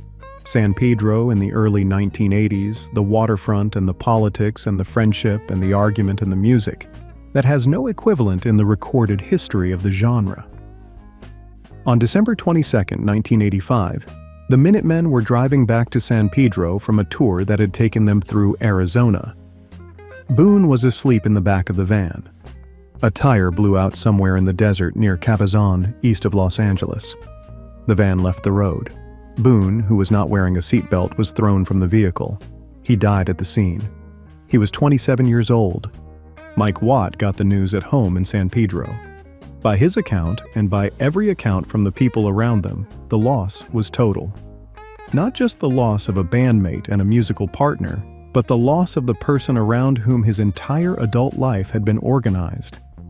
The Minutemen dissolved immediately and permanently. Watt eventually formed Firehose with a new guitarist and has continued making music in the decades since, carrying the friendship and the aesthetic forward in everything he does. He still talks about Boon in interviews the way you talk about someone who is not fully gone. The influence of the Minutemen grew steadily in the years after Boon's death, the way the influence of genuinely original artists tends to expand once the era that underappreciated them has passed. Nirvana, Wilco, the Red Hot Chili Peppers, Sonic Youth, Eddie Vedder, the list of musicians who have cited the Minutemen as foundational is long enough to constitute a significant portion of the history of American rock. Kurt Cobain, who we will visit in a few stops, specifically cited Double Nickels on the Dime as one of the records that shaped what Nirvana were trying to do. From San Pedro to Merseyside, to the Wirral Peninsula in northwest England, and to St. Michael's Church in Bebington, where we find the grave of Pete de Freitas, the drummer for Echo and the Bunnymen. He died on June 14, 1989, in a motorcycle accident in Staffordshire. He was 27 years old. Echo and the Bunnymen were from Liverpool, not the Liverpool of the Beatles, though the city's mythological relationship with music was clearly in the water, and they formed in 1978 at the tail end of punk, developing a sound over the following years that combined post-punk rhythmic severity with psychedelic atmosphere, literary ambition in the lyrics of lead singer Ian McCulloch, and a cinematic quality to the arrangements that was entirely their own.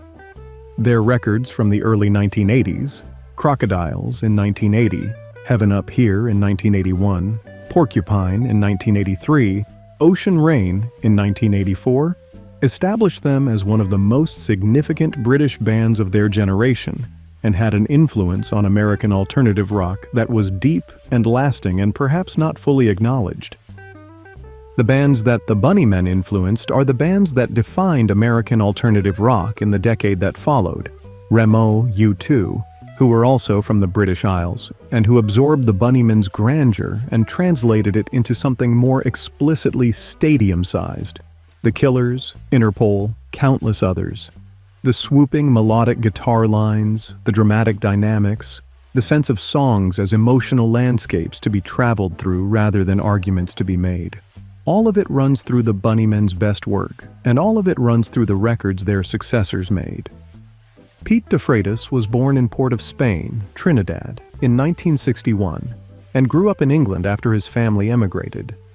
He joined the Bunnymen in 1979 and became the rhythmic foundation on which everything else was built. A drummer with an unusual sense of space and tension. Someone who understood that the power of a rock band often lives in what you don't play as much as what you do.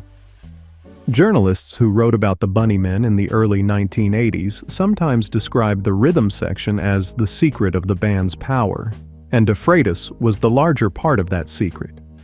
He left the band for a period in 1986, spent time in New Orleans in a loose musical community that attracted many British and American musicians in that era, and then rejoined in 1988 as the band was working on their self-titled album. On June 14, 1989, he was riding his motorcycle in Staffordshire when he was involved in a collision with another vehicle and killed instantly. He was 27 years old. Echo and the Bunnymen have continued in various configurations since his death. McCulloch left and returned, other lineup changes came and went. But the band that existed with de Freitas behind the kit was a particular thing that could not simply be reconstituted with a new player. Some things require the specific people who made them.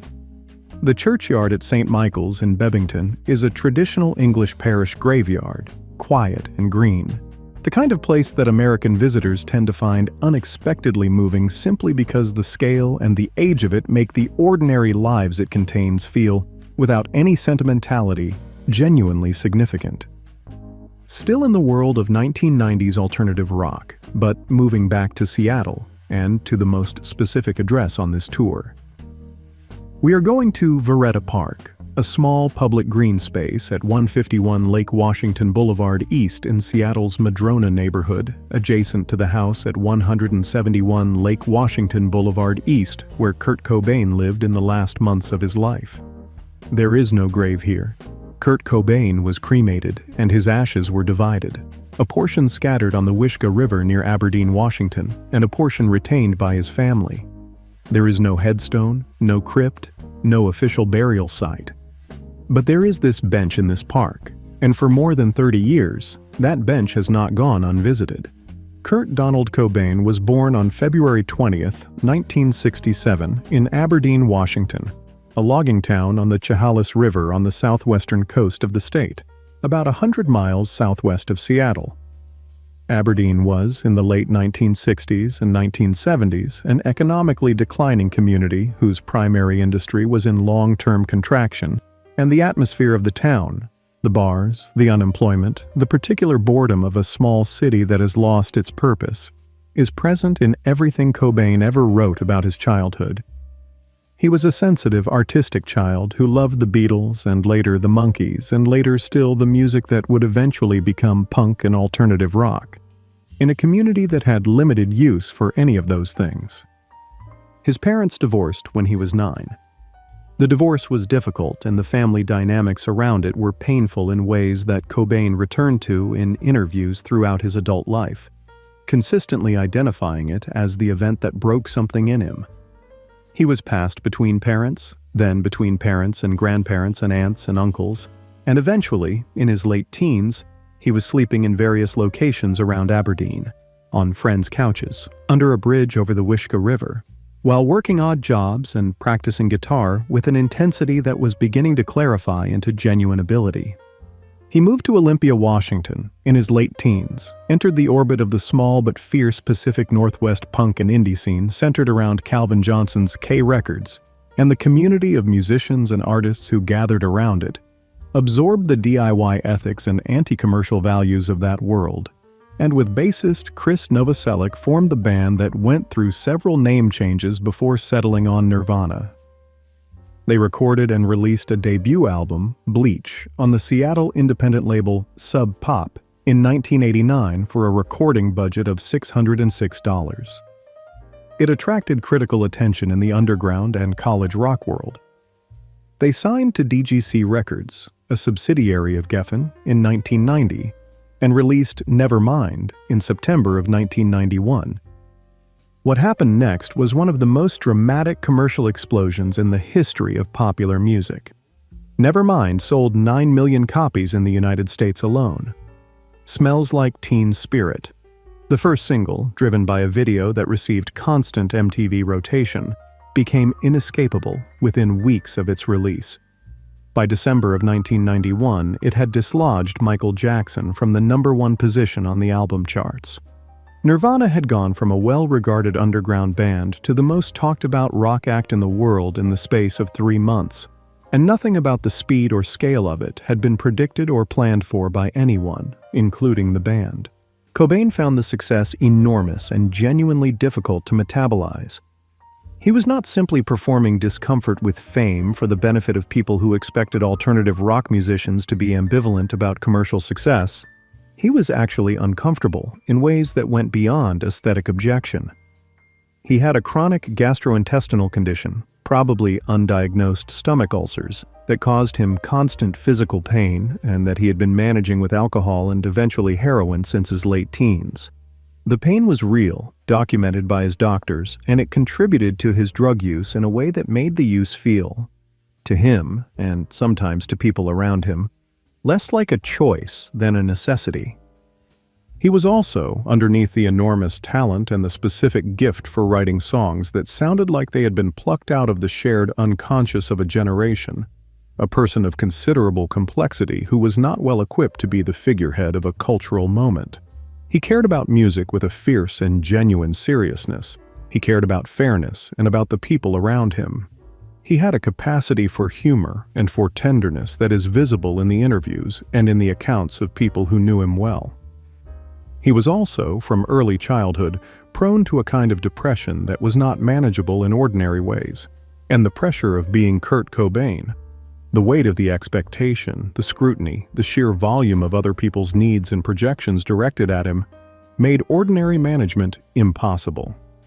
In Utero, released in September of 1993, was a deliberate corrective, rawer, more abrasive, recorded with the producer Steve Albini specifically to make the kind of record that would be harder to love at first listen than Nevermind had been. To push back against the commercialization of everything he'd done. It sold 5 million copies in the United States and charted higher in more countries than Nevermind had. There was no reversing what had happened. The band's MTV Unplugged performance in November 1993 was one of the finest performances of their career.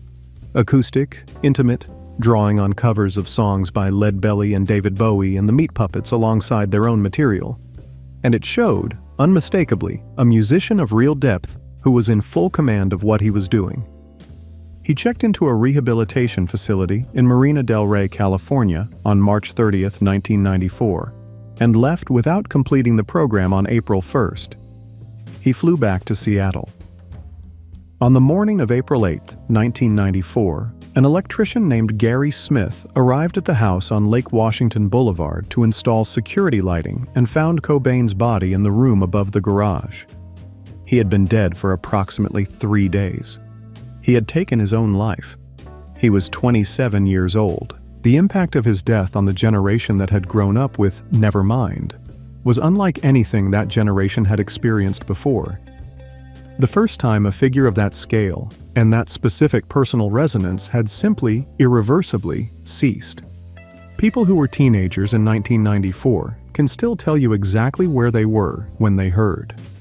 The number 27 entered a new phase of its cultural life. The 27 Club, as a concept, was not widely discussed before Cobain's death. After it, the conversation began. And it has not stopped. Go to Veretta Park. The bench is still there. People still come. They still leave things. 30 years on, the bench still carries the weight of all of it. From Seattle to Seattle. Because we have one more stop in this city, and it belongs to Mia Zapata, who was not a rock star in the commercial sense and whose name is not in the household name category, but whose story belongs among the most important on this tour, and whose grave at Greenwood Memorial Park deserves at least as much attention as the bench in Veretta Park. Mia Zapata was the lead singer of The Gits, a punk band that had formed in Ohio in 1986, at Antioch College in Yellow Springs, and relocated to Seattle in 1989, where they became one of the best-loved and most respected bands in the local scene over the following 4 years. Zapata was the reason. She had a voice of extraordinary power, a full, raw, blues-drenched instrument that she used with the conviction of a preacher and the technical command of a trained singer, which she was. She had studied voice at Antioch, and while the formal training was not what you would most notice when you heard her sing, it was what allowed her to do what she did with the material without destroying her voice in the process. She was also a songwriter of real intelligence and a frontwoman of commanding physical presence, and the combination of those things gave the Gits a live reputation that attracted fierce devotion. Seattle in 1989 to 1993 was one of the most creatively fertile music communities in recent American history. Nirvana was there, Pearl Jam was there, Soundgarden was there, Mudhoney was there. Dozens of bands of real quality were competing in a small number of venues for an audience that was paying extremely close attention. In that context, the Gits were not the biggest band in town, but they were among the most respected, and the musicians around them regarded Zapata as a singer of exceptional gifts who was going to take the band somewhere significant. On the night of July 7, 1993, Zapata left a friend's house in the Capitol Hill neighborhood of Seattle in the early morning hours and began walking home. She was attacked. She was sexually assaulted and strangled. Her body was found on the street. She was 27 years old. The murder devastated the Seattle music community in a way that went beyond the ordinary grief of losing a talented colleague. The circumstances, a woman walking home alone, killed, struck at something very specific about the reality of being a woman in that scene, in that city, in general. Within weeks, a group of Seattle musicians, including members of Nirvana and other prominent local bands, founded an organization called Home Alive, dedicated to teaching women personal safety and self-defense skills. The organization was Mia Zapata's direct legacy, and it continued for years. The case went cold almost immediately. There were no leads. A decade passed. Then, in 2003, the Seattle Police Department's Cold Case Unit submitted DNA evidence from the crime scene to the national database. The DNA matched a man named Jesus Basquiat, a Cuban national who had been arrested in Florida on an unrelated assault charge. He was extradited to Washington State, tried before a jury, and convicted of Mia Zapata's first-degree murder in March of 2004. He was sentenced to 36 years in prison. The 10 years between her death and the conviction were 10 years in which a man who had killed a 27-year-old woman on a Seattle street walked free. That fact, and the DNA technology that eventually resolved it, gave Zapata's case a particular significance in the history of cold case investigation in the United States. Her grave at Greenwood Memorial Park is visited by fans of the Gits, by people who knew her, and by people who simply understand that she deserved better than what happened to her. We move now to Minneapolis, Minnesota, or more precisely, to the Lakewood Cemetery there, where a musician named Kristen Pfaff was buried in the summer of 1994. She was the bassist for the band Hole, and she was 27 years old when she died, and her story is one that tends to be overshadowed by the story of the band's lead singer, which is a pattern Pfaff would probably have recognized and resented. Hole was the band formed in Los Angeles in 1989 by Courtney Love, and by the time of Pfaff's death in June of 1994, it had become, involuntarily, one of the most discussed bands in rock music. Not primarily for its music, but because of Love's marriage to Kurt Cobain and the subsequent circumstances of his death in April of that year. The noise around Cobain's death and everything connected to it was so loud that the musical merits of what Hole was actually doing got somewhat lost, which was a genuine injustice because the album Live Through This, released 4 days after Cobain's death, was one of the best rock records of 1994. Raw, direct, melodically sophisticated, driven by Love's remarkable gift for writing songs that were both emotionally raw and structurally smart. Pfaff was from Buffalo, New York, and had grown up playing cello before moving to guitar and then bass.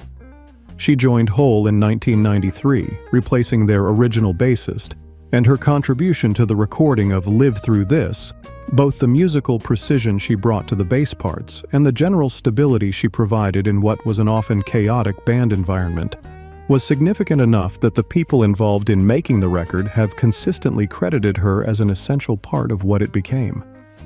She had been struggling with heroin addiction. By the spring of 1994, after Cobain's death, she had made the decision to leave the band and return to Minneapolis, where she had friends and a support system, and where she believed she could get clean and rebuild her life. She was in the process of relocating when, on the morning of June 16, 1994, she was found dead in the bathtub of her Minneapolis apartment. The cause was a heroin overdose. She was 27 years old. She had been trying to leave. She was in the process of leaving. The apartment she died in was the apartment she was moving out of. The life she died in was the life she was leaving behind. Those facts have a particular weight. From Minneapolis to Houston, Texas, and to a story that takes us from the alternative rock world entirely and into the world of Southern hip-hop in the 1990s, which was developing its own culture and its own musical language with almost no attention from the mainstream press and enormous influence on everything that came afterward.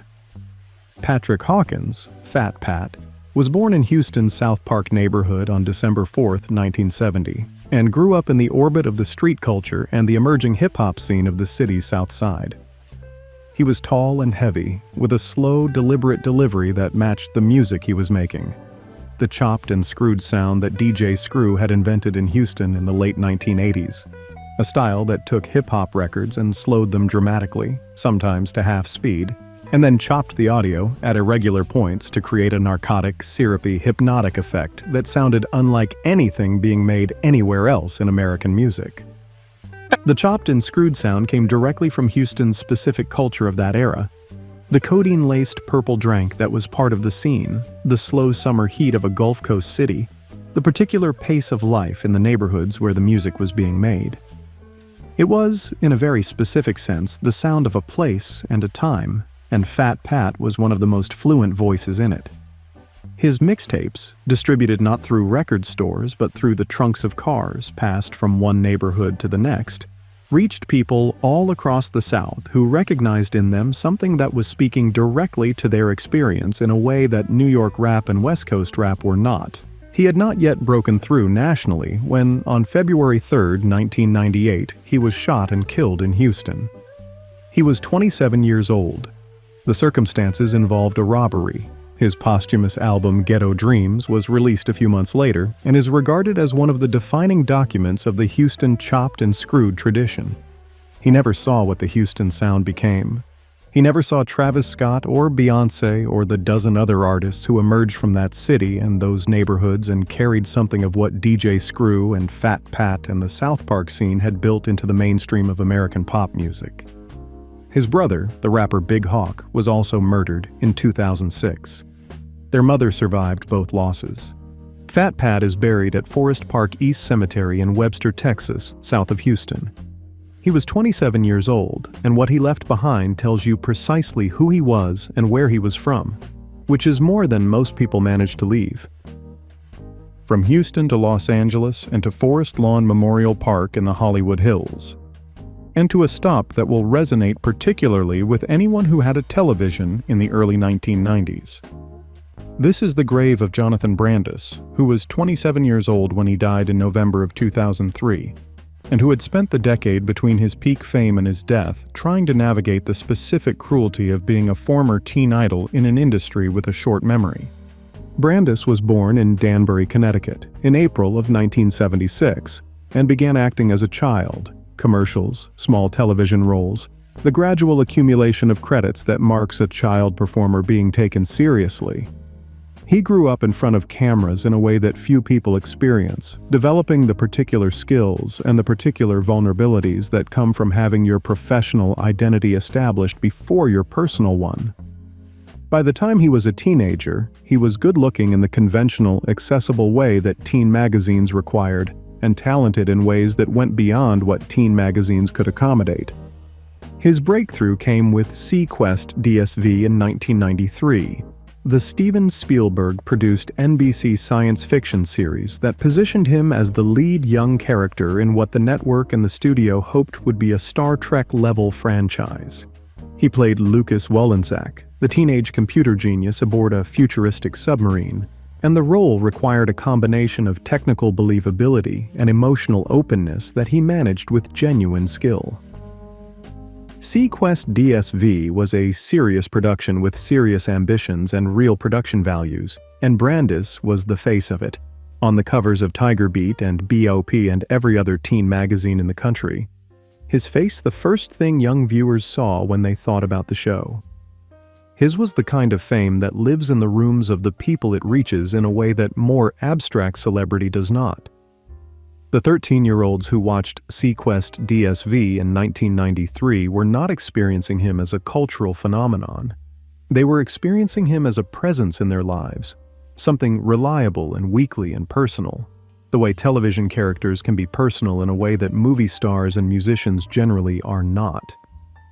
The people who grew up with that show still talk about him the way you talk about someone you actually knew, which means his death in 2003 registered not as celebrity loss but as personal loss for a generation of people who were by then in their late 20s and early 30s. Sequest DSV ran for 3 seasons and was canceled. The career trajectory that the early 90s had seemed to promise, the transition from teen idol to serious adult leading man that very few child stars successfully navigate, did not fully arrive. He worked steadily through his mid-20s, taking roles in films and television, directing a short film that demonstrated a filmmaker's eye and a filmmaker's patience. He was, by the accounts of people who knew him in those years, a thoughtful and creative person who was genuinely grappling with questions about who he was outside of the career that had defined him since childhood. He had spoken to friends about depression and about the difficulty of the transition. He had been, by his own description, unhappy. On November 11, 2003, Jonathan Brandis ended his own life at his apartment in West Hollywood. He was transported to Cedars-Sinai Medical Center and died the following day, November 12th. He was 27 years old. He is buried at Forest Lawn Memorial Park in the Hollywood Hills. The generation that had taped his posters to their walls in 1993 was in its late 20s by 2003, living adult lives, and his death found them in a way that celebrity deaths do not usually find people. The way news finds you about someone you were actually genuinely attached to, whose face was part of your formation as a young person. That kind of attachment does not have much language. It just sits there, alongside everything else. One final stop before the last.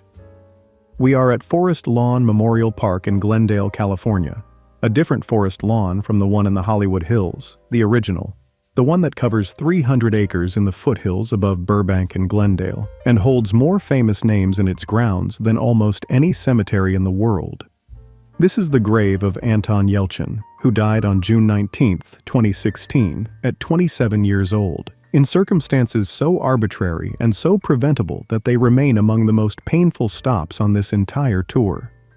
Yelchin was born in Leningrad, the city that had, just 2 years before his birth, changed its name back to St. Petersburg. In March of 1989, the son of Viktor and Irina Yelchin, both of whom were professional figure skaters who had competed at the elite level in Soviet sport.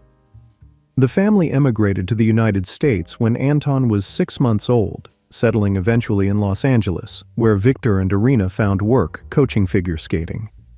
Anton grew up in the city that his parents had chosen for him and became an actor with a naturalness and an intelligence that marked him as someone who had not needed to be taught the fundamental thing about performing, that it is, in essence, a form of concentrated paying attention.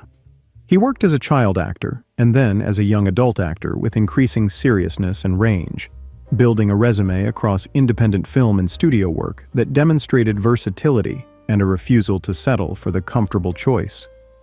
He played Chekhov in J.J. Abrams' relaunched Star Trek franchise, beginning with the 2009 film, a role that required him to inherit a character that had been created by Walter Koenig for the original 1960s television series, and make it feel continuous with that history, while also making it entirely his own. He did it. The warmth and the precision he brought to the role made it immediately beloved by fans of the franchise, and his performance was widely regarded as one of the highlights of the rebooted series. Alongside the franchise work, he made films that were more personal and more demanding. Like Crazy, the 2011 romantic drama directed by Drake Doremus won the Grand Jury Prize at the Sundance Film Festival. Yelchin's performance in it, as a young American man in an international long-distance relationship, was naturalistic in the specific sense of the word.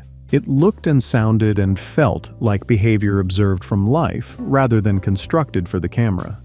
Green Room, Jeremy Saulnier's 2015 thriller about a punk band trapped in a neo-Nazi bar, was one of the best American genre films of that year, and Yelchin's performance was at the center of it. He was also in Odd Thomas, Fright Night, Only Lovers Left Alive. He worked constantly and carefully, with a seriousness about the craft that directors and co-stars consistently remarked upon. On the morning of June 19, 2016, he was found pinned against a brick mailbox pillar and a security fence at the bottom of his steep driveway at his home in Studio City. His 2015 Jeep Grand Cherokee, a vehicle that had been subject to a safety recall issued by Fiat Chrysler Automobiles due to a defect in the gear shift mechanism that allowed the vehicle to be left in gear with the engine running without the driver being aware of it, had rolled backward down the driveway while he was outside of it. He was 27 years old.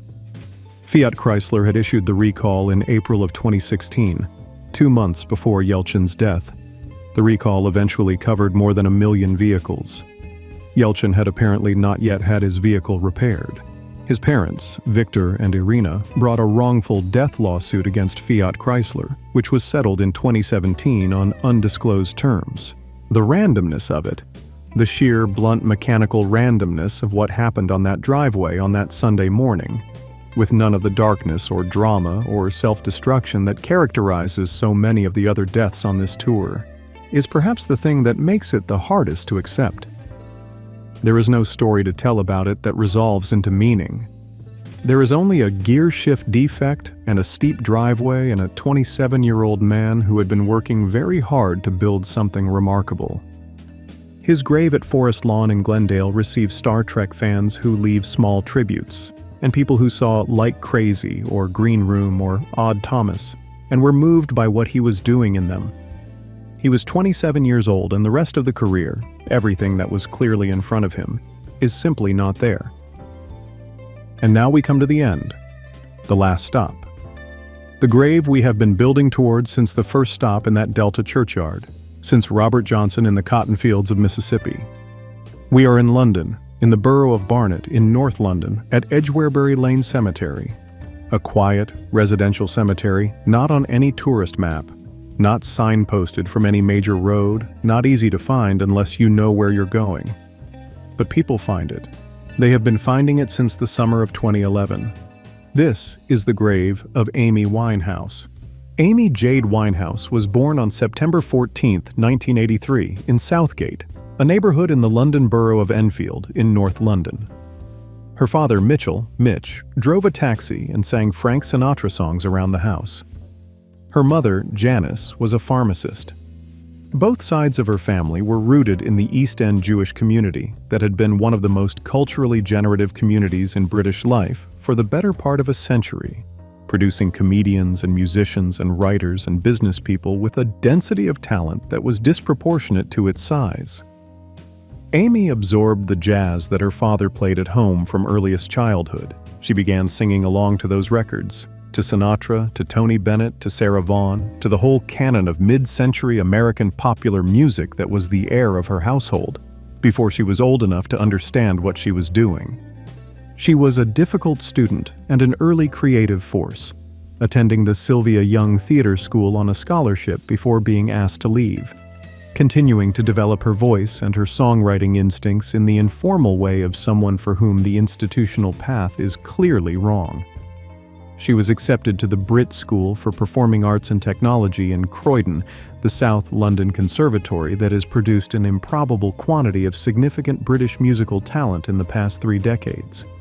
Adele, Jessie J, Tom Grennan, Jesse Roach, and dozens more.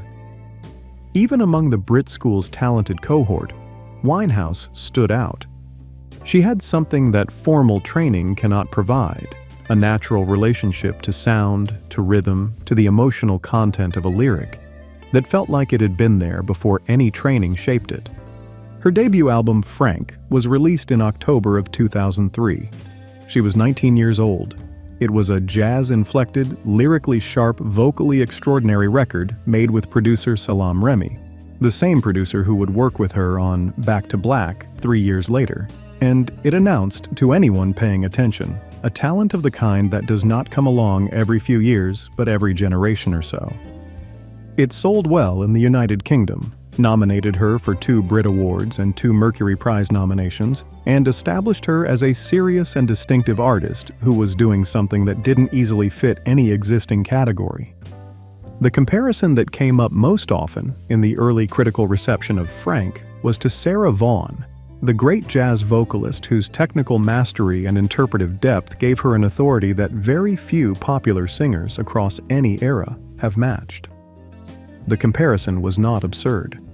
Winehouse's voice had a quality that good jazz singers have and that pop singers almost never have. It moved through a phrase not in a single trajectory but in multiple simultaneous directions, finding meaning in bends and dips and unexpected emphases that a less sophisticated singer would never think to use. She sang the way jazz musicians play, with an ear for what happens between the expected notes in the space where the music breathes. Back to Black was released in October of 2006.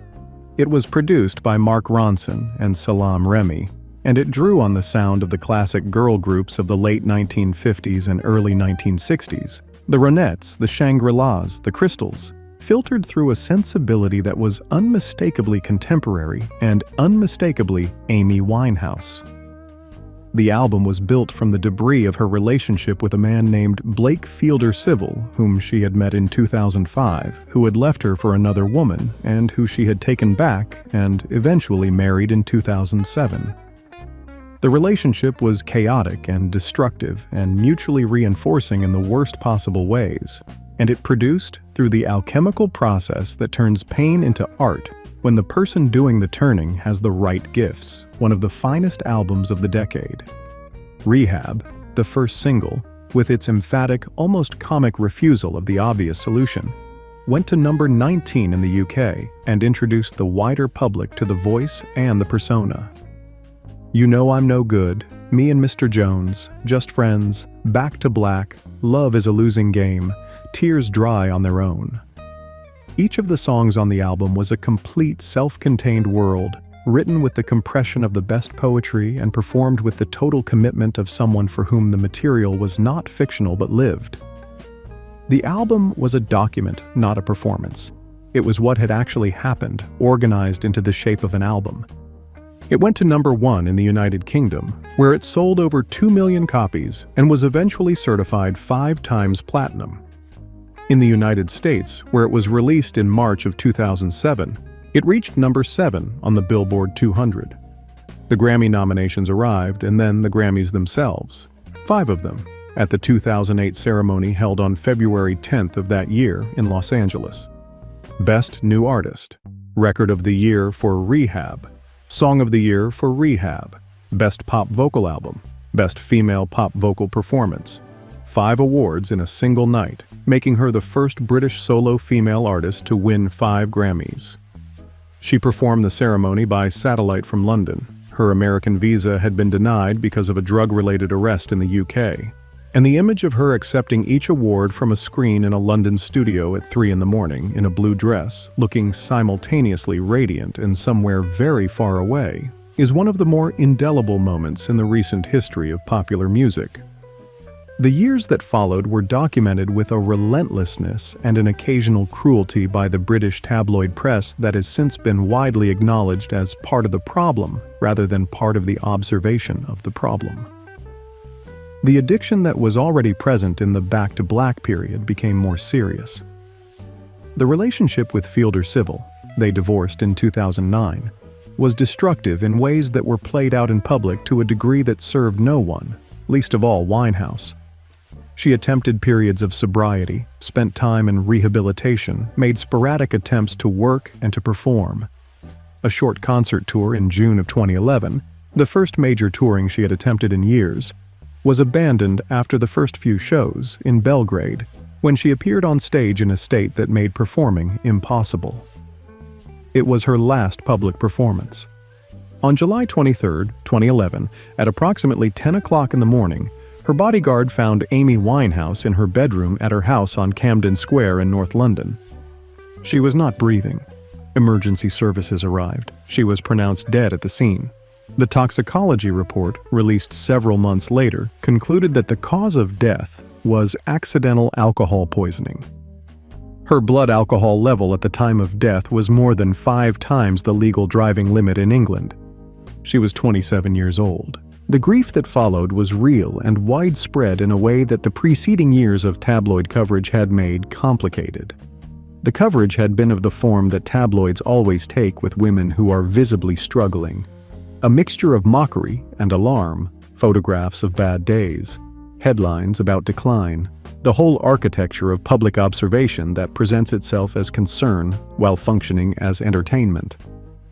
After her death, the people who had participated in that coverage, and the broader public that had consumed it, experienced a collective discomfort that was uncomfortable to name but impossible to avoid. The feeling that the distance between observation and intervention had been wrong in some way that was hard to quantify but impossible to dismiss. The 27 Club, which had existed as a concept in music conversation since Cobain's death, discussed and debated in the internet era with the intensity that the internet applies to everything, became a matter of mainstream public conversation within hours of Winehouse's death. It trended, it was analyzed. The Wikipedia article was updated in real time as people tried to make sense of the coincidence. Amy Winehouse became the most recent and most discussed member of the club, and her death renewed the public's interest in everyone who had preceded her. In Cobain, in Hendrix, in Joplin, in Morrison, in Jones, and in all the others who had arrived at that age and not left it. She is buried here at Edgwarebury Lane Cemetery in Barnet, a quiet, residential North London cemetery on a residential street that would be easy to drive past without noticing. The grave is not difficult to find once you are inside the cemetery grounds. It is a simple headstone in a family plot. Her family are there with her, or will be when the time comes. Flowers are brought regularly. The headstone is plain. People from all over the world make the journey to stand in front of it for a few minutes and then leave. She was 27 years old. She had already made at least one record, Back to Black, that will be listened to as long as there are people who want to understand what a great popular singer can do with a great song. She had a voice of the kind that appears once in a generation, if that often.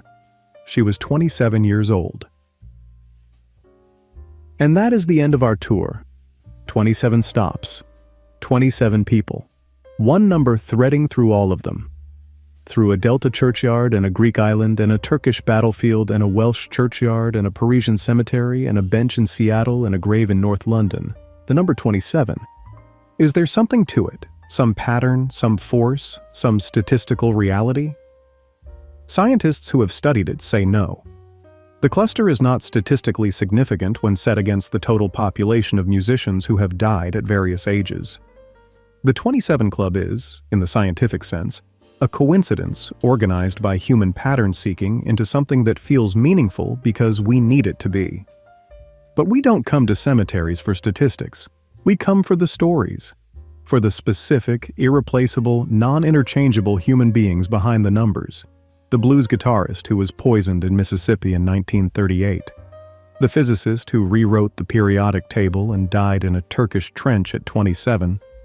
The Welsh songwriter who had everything stolen from him. The Houston rapper who built a sound the world would take decades to fully understand. The young woman whose voice will outlast everyone alive today. 27 people. 27 stops. Thank you for spending this time with us. We'll see you on the next one.